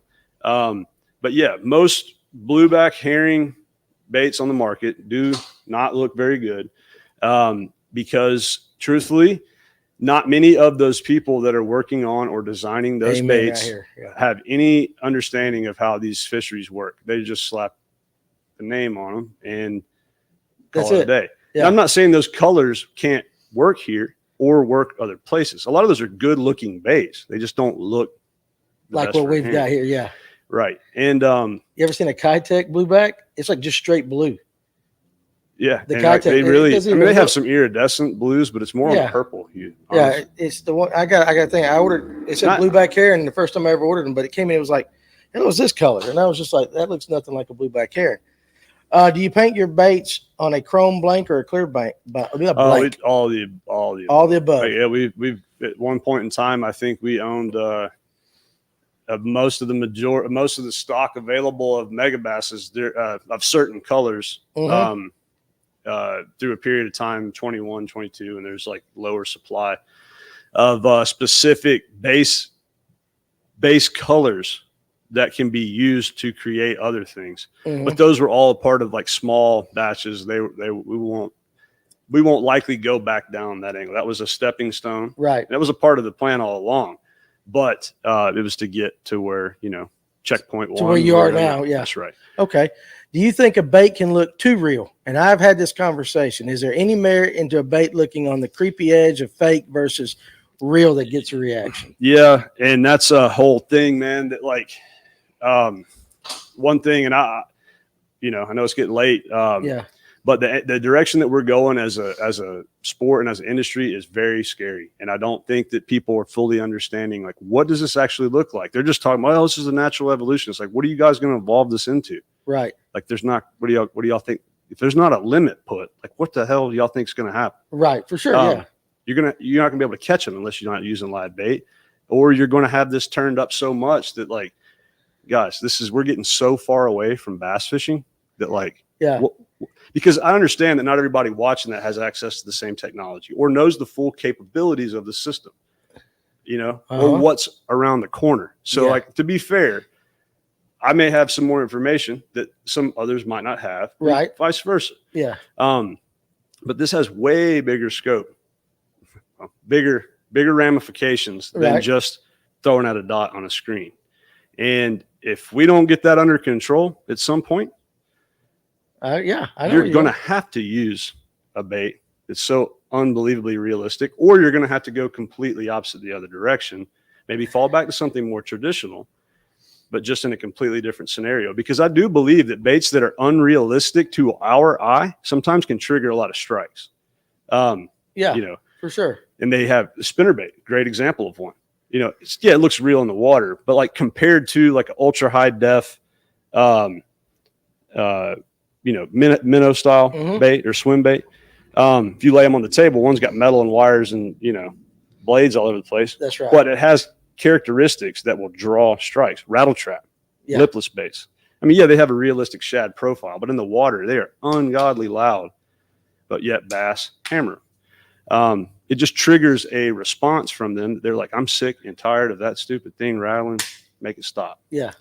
And I had bass in a tank as a kid, and you learn a lot about what pisses them off. Yeah. So a lot of strikes that we get are, I've said this for a long time, and guys that have fished with me know my feeling about this. A lot of the spotted bass that we catch on Lanier is Yeah, some of it's feeding in regards to like right now, but a lot of it is strictly due to competition.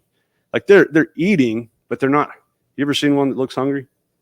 That's right. Yeah. They're that's just right. competing. It's like one guy threw If a I don't get cheeseburger it, in here yeah. right now. One of us is going to get it. Yeah. If I don't get it, that guy will. Yeah, and they're just fierce competitors. I mean, they're Yeah. they're hunters. They're like, Well, what's interesting in your comment, because I know there's a tinge of the forward-facing sonar response in there, but you kind of were using baits to say the same thing, that our technology might be going too far. they don't For sure. Some people are, I believe, are encouraging something that they don't fully understand what that all entails. Rick Klein has also stated many times that he doesn't want his bait to look too real. He likes that difference. He likes to. He Yeah, and doesn't want it to look real. I could use certain scenarios. I can think of that. I could, attest to that. So J.R. Mitchell said, question for Kevin to keep him awake. He's awake. I poked him. I know he's breathing over here. I haven't had a chance to get a question in because y'all have asked too damn many. Well, you got one No, for then? Okay. But he wants to know, being the spinnerbait guru, what made the Hank Parker Classic spinnerbait so dominant years ago and sought after? Vibration. is he asking me that or He's asking you, but either one of you can answer. the vibration? Yeah. Yeah, 100%. The wire size. Yeah, Yeah, and that's and why he you always like. he always throws a 3/4 ounce too. And that's why you like that Terminator, because of the vibration, didn't you say? Because that thinner wire. It's the titanium wire. The when it bounces titanium wire. back, it doesn't matter who destroys the spinnerbait. That wire always comes right back straight again. Yeah, you love that thing. I love Do they it. still make those or no? No, they don't. No, make I them think he anymore. bought everyone he can find on eBay. He buys I them. find them on eBay. Yeah, I he do. finds them. There was a question earlier about the bone-colored spinnerbait because I've never seen one, but I saw one in a magazine article a couple weeks ago. Have you seen one? A bone-colored Bone-colored spinnerbait. spinnerbait. I have not seen Blades one. and the skirt, Really? head, all bone color. That's interesting. But yeah, that's a maybe a color we may have left out tonight, but that's always a good color, especially May. It's a good Yeah. color anytime here. Oh, The yeah, for bone has just a It catches fish. it absolutely catches It their does. butt this time of year. All right. Well, guys, listen, let me say this first. As far as the comment sections tonight, you guys have been absolutely amazing. And you guys, when you guys participate like you did tonight, it makes my job so much easier. And so I want to, definitely say a heartfelt thanks for us. And then Rob, again, good to hook back up with you after a long time. Absolutely, It was great seeing your success on the TAA. Definitely when we cover the next one, want to make sure you're there and we get to talk to you on that. But again, it's been 4 years since we sat down behind a Yeah, microphone. man. We could A talk lot all has day. changed. Man. We could talk all day, but I know you got a guide trip in the morning, so I got Yeah, it was special trip tomorrow. So got to get you home and all that. So again, thank you very much for coming up here, spending some time, Absolutely. and Thank for you, dropping guys. some juice, dude. Yeah, thank you guys, did great. So Tim White bounces back till it breaks. Lost way too many fish on a Terminator. So yeah, he don't like it like you do, but that's the one you like. to sell. I don't know. Maybe he can. Maybe he's got something he wants to get you. So anyway, guys, hey, appreciate you guys coming in, watching the show tonight. A lot of great stuff. You guys participated well. Next week, we will have a Tuesday nighter, but we will not have a Thursday night live well next week. What I'm going to do is I'm going to record with Bill Payne. That's what's scheduled right now because I'm going to be out of town. But next Thursday night, we're going to drop a new podcast with Bill Payne. All we're going to talk about is nighttime bass fishing because the night tournaments are kicking up. All these crazy boaters are out there. So I'm going to sit down with Mr. Payne, record you guys an hour and a half or two about nighttime bass fishing. So you guys look forward to that. And again, we appreciate you guys. Hey, if you're out there in the water this weekend, especially if it's raining, whatever, be careful and enjoy your time out there in the great outdoors. And I'm going to get this old man back here as soon as we start the hunting podcast up. We'll talk about that turkey. We'll talk about turkey in the mountains and all that. So you guys have a great weekend. We'll see you later.